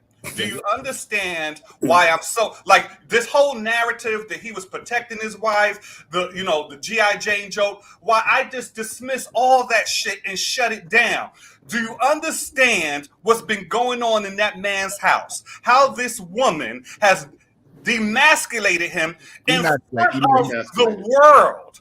In front of the world for the past, I don't know how many years. And he's just been taking it, and fielding shots, trying to keep this shit together on TV, crying, talking about how much he loves her. Yo, what the hell is going on? And it is accumulated to Chris Rock telling a borderline softball joke. Yep. And him snapping, even though he was laughing, him snapping because Jada basically gave him the side eye, and he knew what that side eye meant. That side eye meant Tupac and Augustine would have went up there and did something about this shit. Let me ask you a question. Are we all married here? Are we all in relationships with the exception of Black? Yeah, married. Yeah. Married 15 years, I remember. Let me ask you. I might not be married now, but I got skills in this game. 15 years. Then how many years you got in? How many years you got in, Blue? How many years you got in? Huh? He said, I retired. You know what I'm saying? I'm a free agent now. Don't do that. Let me ask you. That's funny. Hey, my bell. Yes, I am. It is live on YouTube as well. It's live on a lot of places. We on a lot of things. So let me ask you this question. him snapping or looking over and seeing his, and this is what I always say, he looked over and seen his wife in Sammy Davis Jr. Soul Child Icock, Cookie Monster Icock. Her eye just went ballistically loose. And now he feels like, can he be in therapy? Now watch this. Can they be in therapy and talking about the mending? And then she shows him how, because she has said in interviews that she doesn't feel important in his life. He puts everything else before the family. She has said things like this. Could they be in therapy right now? And when this happens with Chris, she looks at him and is like, this is one of those points that we talked about in therapy. So wait a minute. So let me see. So what you're saying is she don't like the way he act because he's always away from her, or whatever it is, that and the third. Is that the problem that you're saying she's having? That they talked about in therapy, and she's waiting for him to address the issues that they talked about in therapy. Dude. Before you answer, did anybody see the Robin Williams documentary about how he killed himself? I did. No. Did you see how his son was crying, saying it would hurt that his father wasn't there for Christmas, but he'll turn on the TV and he's here for Christmas, but he wasn't at the house for them for Christmas? Yes. Could that be similar to what Jada and everybody's feeling? Could be. Yeah. Hold on. Unfortunately, hey man, when you say similar to what Jada and you're crying about Tupac. See, I can't even bring all that other shit that you just said into the equation when you're crying about Tupac. Yeah, when your daughter's writing letters to Tupac. Tupac is not your father. To his point, if it was a letter to her dad or whatever, please come back home, I can understand that. But yeah, you talking about some dude that's dead that you ain't even met before? You could check that was a letter to her father saying, "Daddy, come home, we miss you," that kind of thing. I get it. And that just lets you know what's going on in the household. You know what I'm saying? Where the kids see, like, y'all, I mean, Jada Pinkett is in an interview talking about how she wasn't even trying to get married, but she got pregnant. So she figured that's what you're supposed to do. Now, when you say that in the interview, my thing is, so you don't love this cat. You didn't want to get married to me. If you're going to say that in the interview, that I wasn't even looking to get married, but then I got pregnant. How about she used to say stuff like, I always thought Will was corny. He was corny. She said, believe it or not, I believe he still thinks he's corny. Let me tell y'all something, man. First off, I appreciate y'all for having me on there. And I didn't tell y'all because JP asked me real quick. I'm high as hell off of edible lemonade juice. But go ahead, brother. We usually I'm going to explain this to you. All of us men here have probably had our own situations of trauma. We've had, single mother, Pop coming in and out, Pop not being there. All the men in this thing, I see the good, the bad, and the strong. Add this. You got all of this, and we survived this long. Those people we talking about never had none of that, and they never had no money. Right. When you got money and you don't have to worry about nothing, you get emotional because now your void is missing. Your void is, you got a whole void that's missing. You, well, I've got everything I want, but I don't have his love. He's not here to cuddle with me. Yeah. And then she tickle that shit down to them kids. Well, if your dad was here, you have two people hugging you on your birthday. That's the type of chick she is. I don't know what type of trauma she had. I don't really care. Well, hurt people hurt people. Well, hold on. But can we acknowledge something because we talked about a narrative like Will wasn't home. And I think we're saying that because he's an actor and he's traveling, making movies. So let's acknowledge something.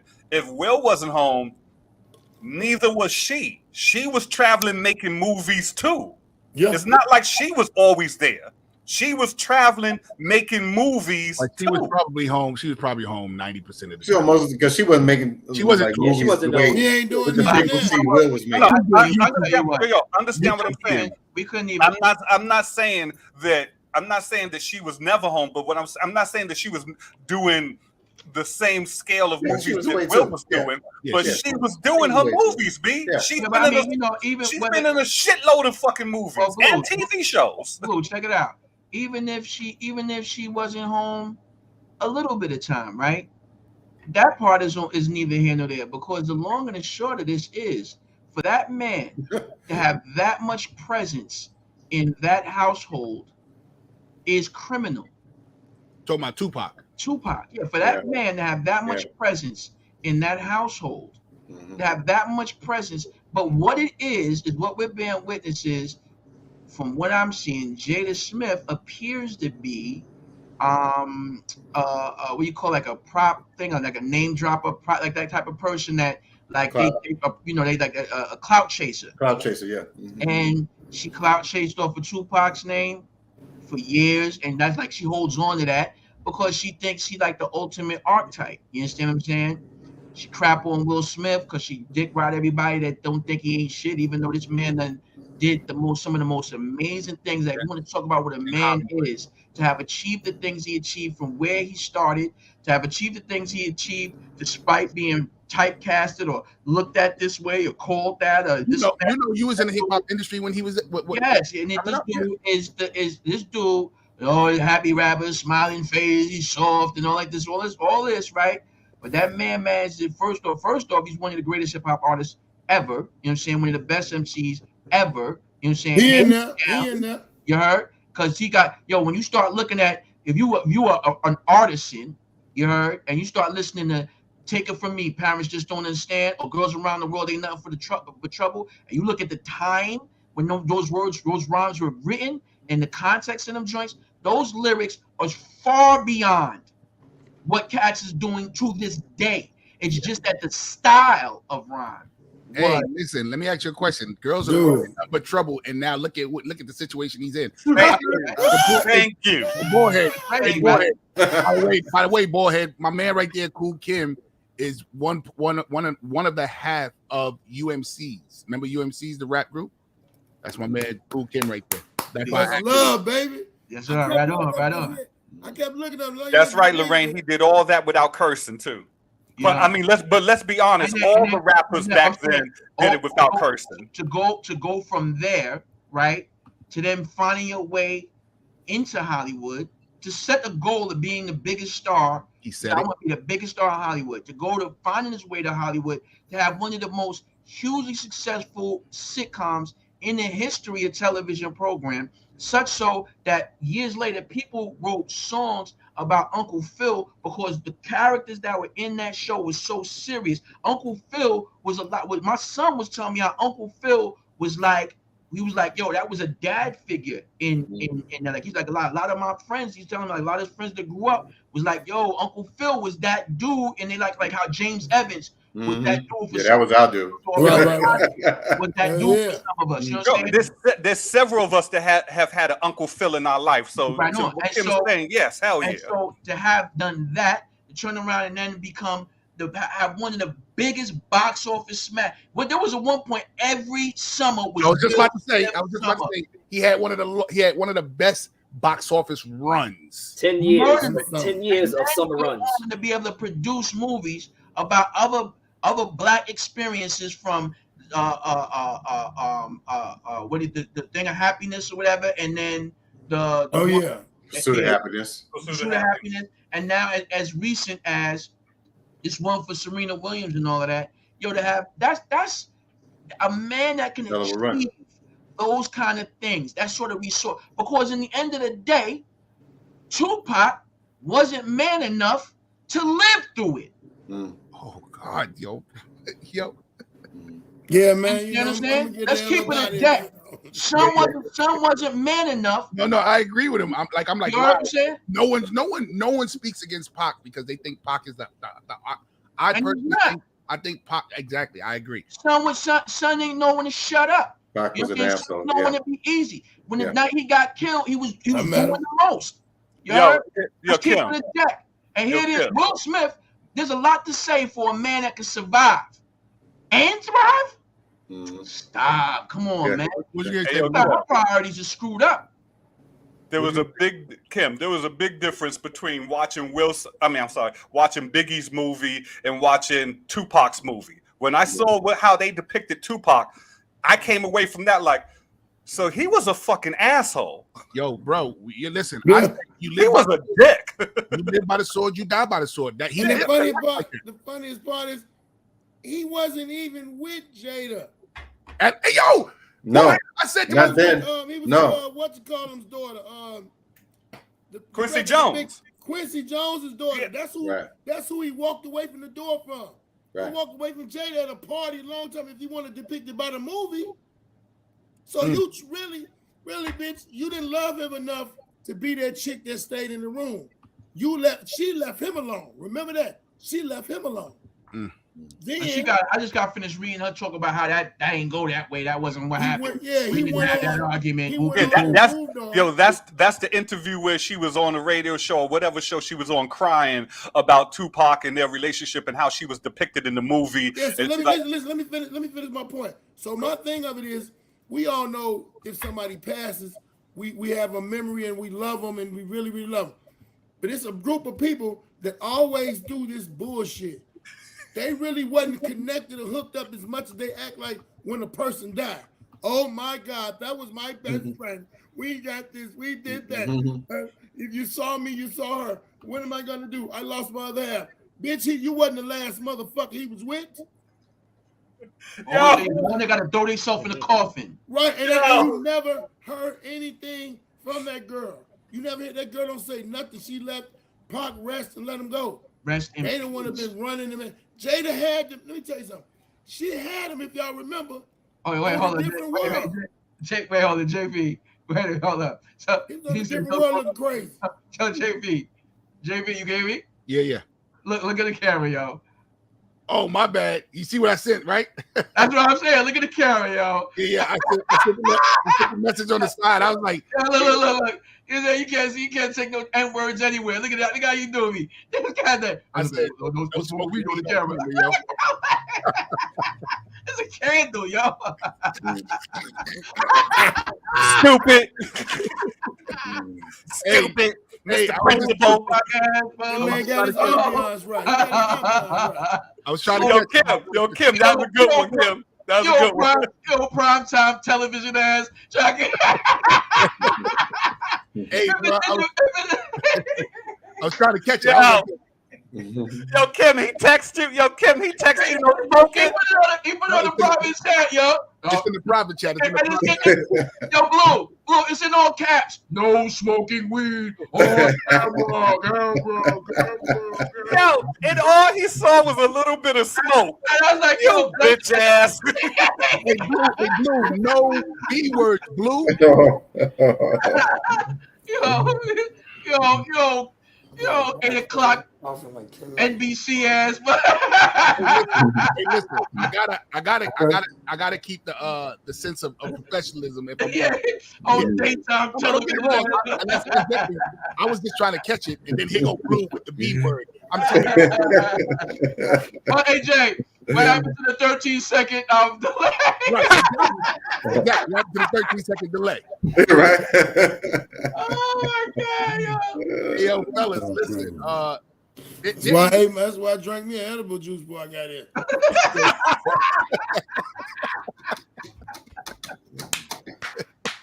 Hey, yo, and Caps, no drink. I was drinking when we opened up. Yeah. Hey, yo, and before we close out, because we coming up on a 2-hour mark, I do want to say this. First off, there don't seem to be no stopping. Like this ain't gonna fizzle out. This ain't gonna go away. It's gonna fizzle out because we're gonna keep hearing little bits of this along the way. This is gonna be our history for what I can't wait to hear. I can't wait to hear the recap by what's my man name to do the rap every year? Skills. He doing it no Uncle Murder. Uncle Murder. When Uncle Murder hit this on the recap, bro, this is gonna be hysterical. And fellas, it's not gonna. I don't think it's gonna go away anytime soon. No matter what Kanye does. Sorry, Ballhead. I know you from Chicago. I know right now Kanye got to be sitting somewhere like, wait a minute, you mean to tell me mines ain't more important? Not at all. We don't even know what he's been doing. We ain't even think about Kanye no more. Kanye gonna See, get that's like a smack boy in order to That's get the there. craziest thing, because both of them dudes, they got women, and they changed. I'm just wondering, is those really witches? Thank you. Thank you. Well, listen, if they witches, hold on, Pete Davidson, because it's Gary come your way. Because if you think Kim Kardashian is a permanent thing for you, bro, she is going to. And fellas, we all know this. I think Pete Davidson. Pete Davidson. I think this is going to be material for him. Yo, listen to me. We've all been in situations where I don't know if you guys dated an older woman or even seen your friends date an older woman that when she's finished, I'm talking about literally just ragdoll this nigga and throw him out. Excuse me, I ain't mean to say the N-word. Ragdoll and throw him out. You know what I'm saying? Yo, I'm gonna tell you, I don't think they witches. I'm gonna tell you why, Ballhead. Because look at Kim Kardashian.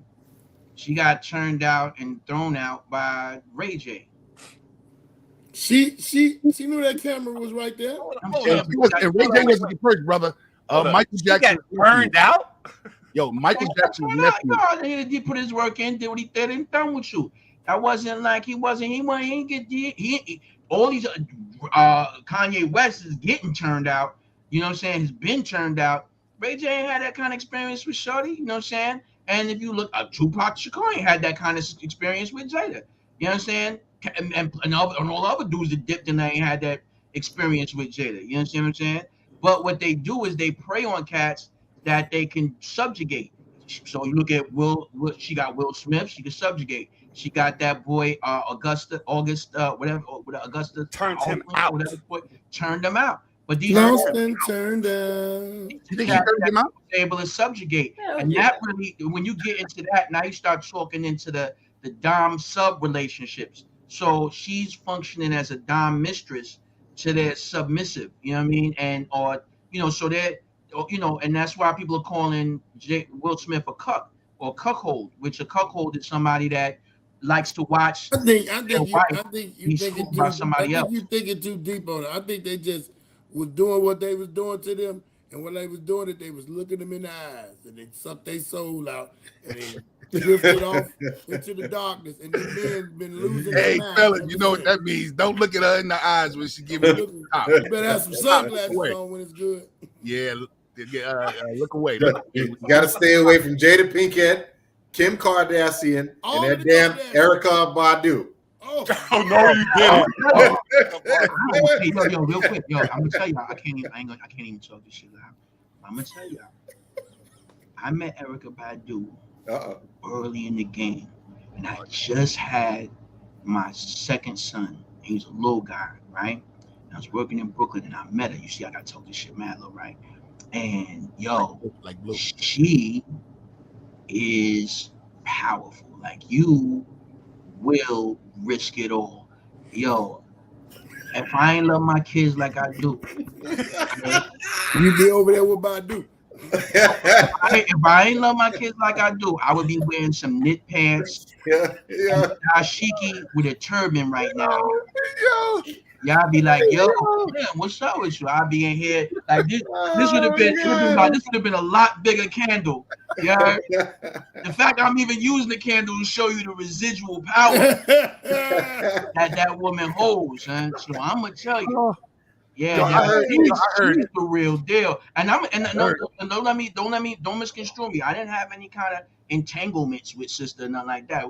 Yo, she said, another time for another story, but suffice to say. No, listen, bro. I heard the stories. I heard that she is like a demigod, and I heard her scent get niggas like, excuse me, damn. I heard her scent. Hey, listen, I heard her scent be taking cats over. Bad, but I can honestly say I didn't get like a thing with her, but son, it's like get over shorty, yo. Have we ever been around? Fellas, have we ever, with the exception of you with Erykah Badu, fellas, have we ever been around a woman like that? Yeah. Well, I met Erykah Badu once. I'm Yeah. Black magic women, yo. There's a lot. Yeah, of course. Black magic woman. That's a real thing. A black magic woman, yo. That's I married her. You said you married. Go ahead if you need help. Wink.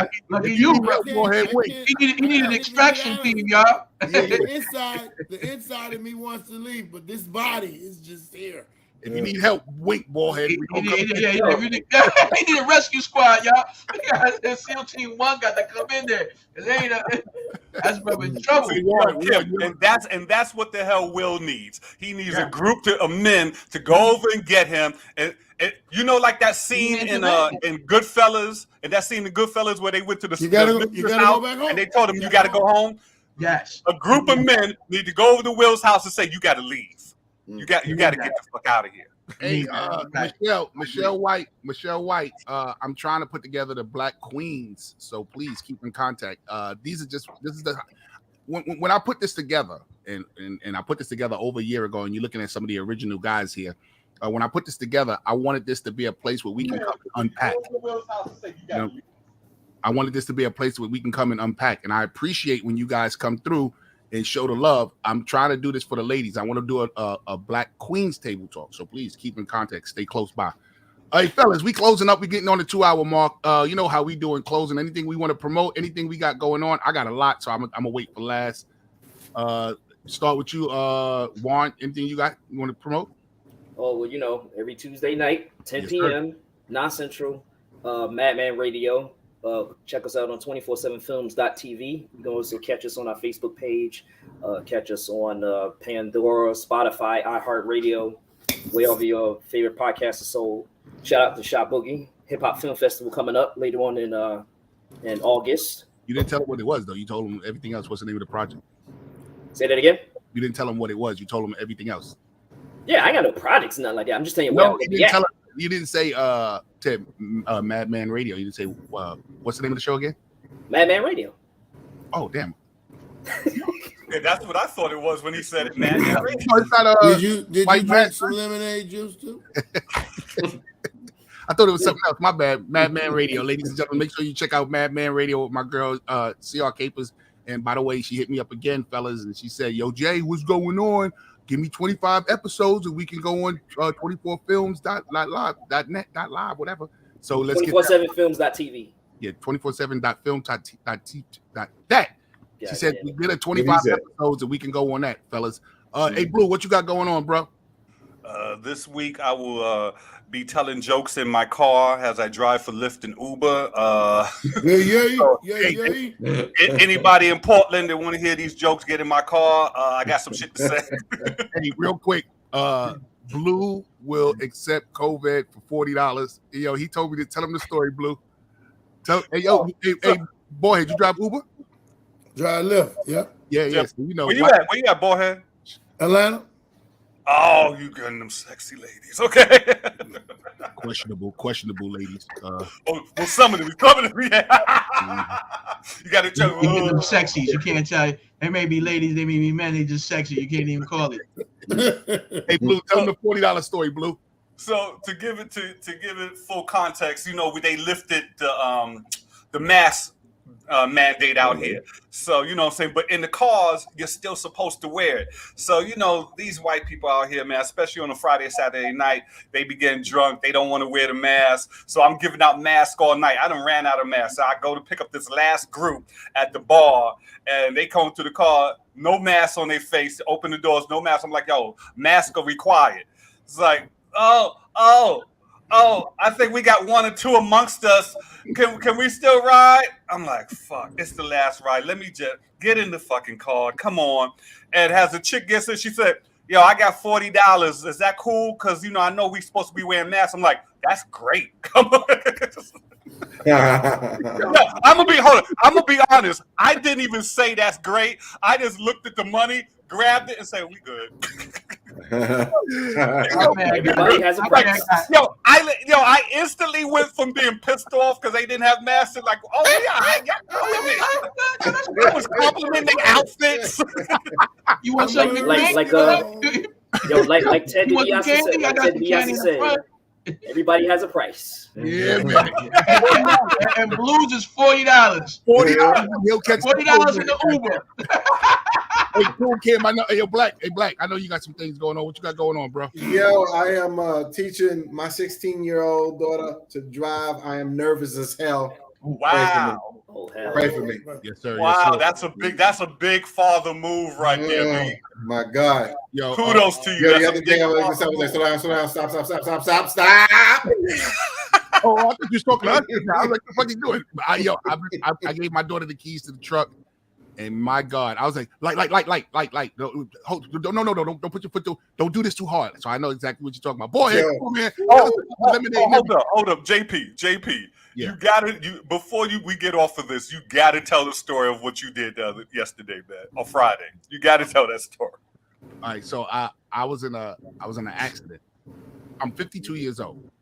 I've never been in a car accident ever, and I wasn't in a car accident. A moving truck sideswiped me and knocked my mirror and scraped my car. Now I have a luxury SUV. I got a Suburban, but what killed me is that he didn't stop, and he kept driving.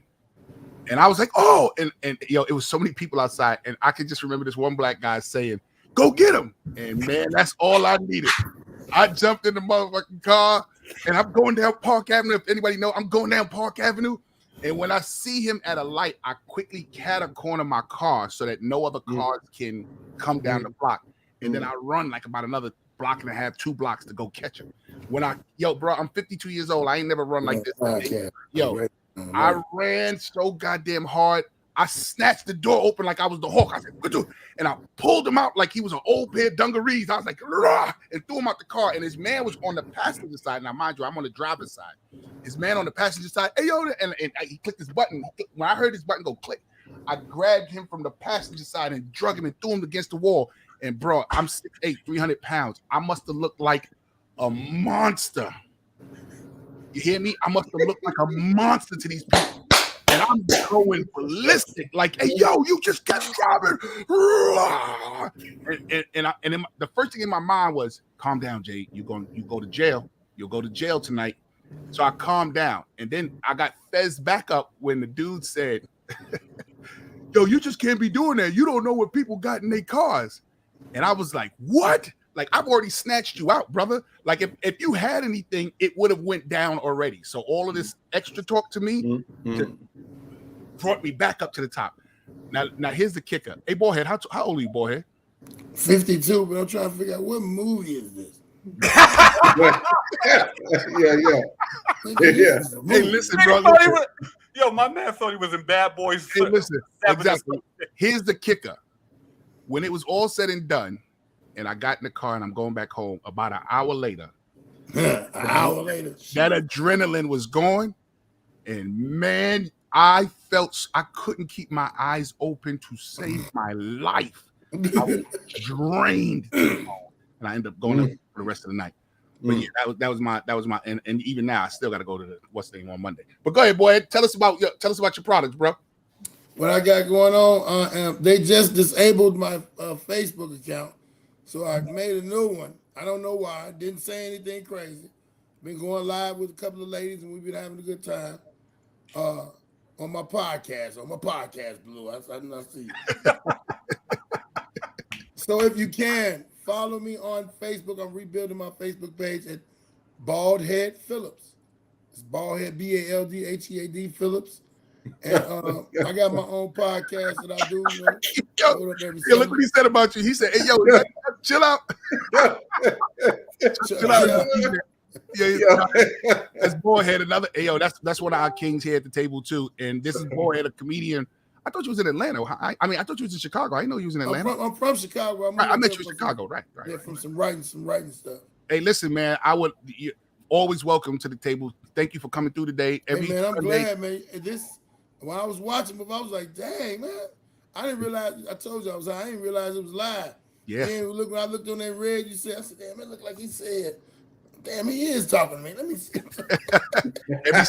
every Sunday, 5 p.m., man. Always welcome, brother. I'll put you in the group.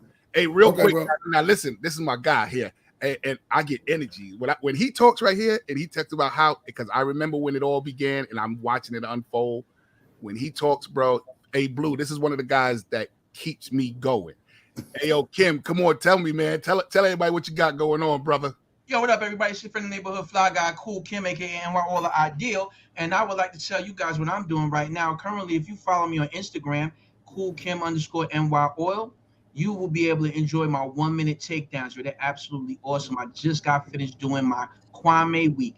Yo, this week I did nothing but joints with Kwame. It was crazy, mad fun. It was some real unexpected dope hip hop. Yo, I was 16 all over again, listening to Kwame. I couldn't find a polka dot shirt to save my soul. But yo, we had some real fun, and I can't say much, but there may be some amazing things happening as a result. This week, I'm going to be recapping all of my joints that I've done over these past 10 months. And next week, I'm going house music. So I'm doing all house music beats on 1-minute takedown. So follow me on Instagram for all the fun, thrills, excitement, and adventure. And also, take a look at Dream Merchant Media. It's a company I'm working with right now. They're going to be opening a streaming platform called Dreamflix Streaming. And yo, fellas, I'm really helping them develop it and hoping that this becomes something that we can bring over there, because it's going to be fantastic. I just did a soundtrack for them for the upcoming movie called Merry Little Switchmas. It'll be out around November of this year. So yeah, this is our boy right here. This is our boy Ike Buzz. Ike Buzz, Hi, bro. Anything you what up? No snapping. Listen, no snapping. I thought that was Chuck Chill Out, yo. I swear to God, I turned my shit on. I said, yo, Jay got Chuck Chill Out on. And then, of course, but hey, real quick, hey, Blue. I was on the phone with Buzz when this whole thing went down. Buzz will tell you. Anybody that knows Chuck Chill Out, if y'all telling me that ain't Chuck Chill Out right there, y'all crazy. Yeah, we talking about me? Yeah. Well, you wouldn't know who Chuck Chill Out is. You from Chicago, but you look like Chuck Chill Out, bro. You act like we ain't no TV in Chicago. Okay, well, I forgot Chuck Chill Out moved around a little bit, but you look like Chuck Chill Out. Like, I swear, you're like, huh? Kim, please back me up on this, Kim. No, I ain't never heard that before. Nah, because I ain't gonna lie to you. I mean, it, you know, crossed my mind. Well, you know, something. I'm finna YouTube, but look, I gotta look him up, man. Yeah, so you favor him. Y'all could be brothers for sure. I'm trying to get absolutely. Trying to get a picture of him right now. I got some housework to do, y'all. Yeah, show me what Chill Out is, yo. Yeah, go do your thing. And then how you see it? Yeah, man, get your butt out of here, man. Hey, what they got to snap with Chris Rock? And real quick before I get up out of here, fellas, I got a lot going on. First off, big shout outs to Earthquake and Quake's house. He looked it up. Yeah. There he is. Yeah. There it is. Yeah. If I'm not looking at Chuck Chill Out right now, okay. Yeah, there's a resemblance. There's definitely a resemblance. I can see the resemblance. Let me get this off. So I got a couple more dates here in New York. I mean, a couple more dates with Quake. This Tuesday and Wednesday, I'm at South Circum Fuego with Rob Stapleton, and headlining is the African King of Comedy himself, Mr. Michael Blackson. Make sure you get your tickets.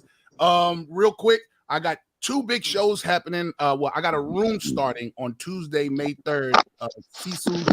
Cecil's Steakhouse in Harlem every Tuesday. We do a live comedy. And for those of y'all who are on the internet and can't make it to the show, we're going to be going live. So all you have to do is log on, pay a fee, log on, and you'll be able to see the show live. Then also May 28th, I got my man, Mr. Rodney Perry, coming to the BYOBB. So make sure you get that and going. Ladies and gentlemen, so much things have been happening, man. I want to thank all my brothers real quick. Fellas, thank y'all for hanging out real quick. Let's get this popping. Don't forget, at 8 o'clock, ladies and gentlemen, must be the music. And you know, this week's themes is hip hops and the samples that they got it from. So make sure you check me out on Twitch, and I'll also be going live on TikTok. So ladies and gentlemen, it's your boy JP Justice. Next week, Sunday, you know how we do. Hey, fellas, peace out, y'all. Hey, thank you, Ballhead.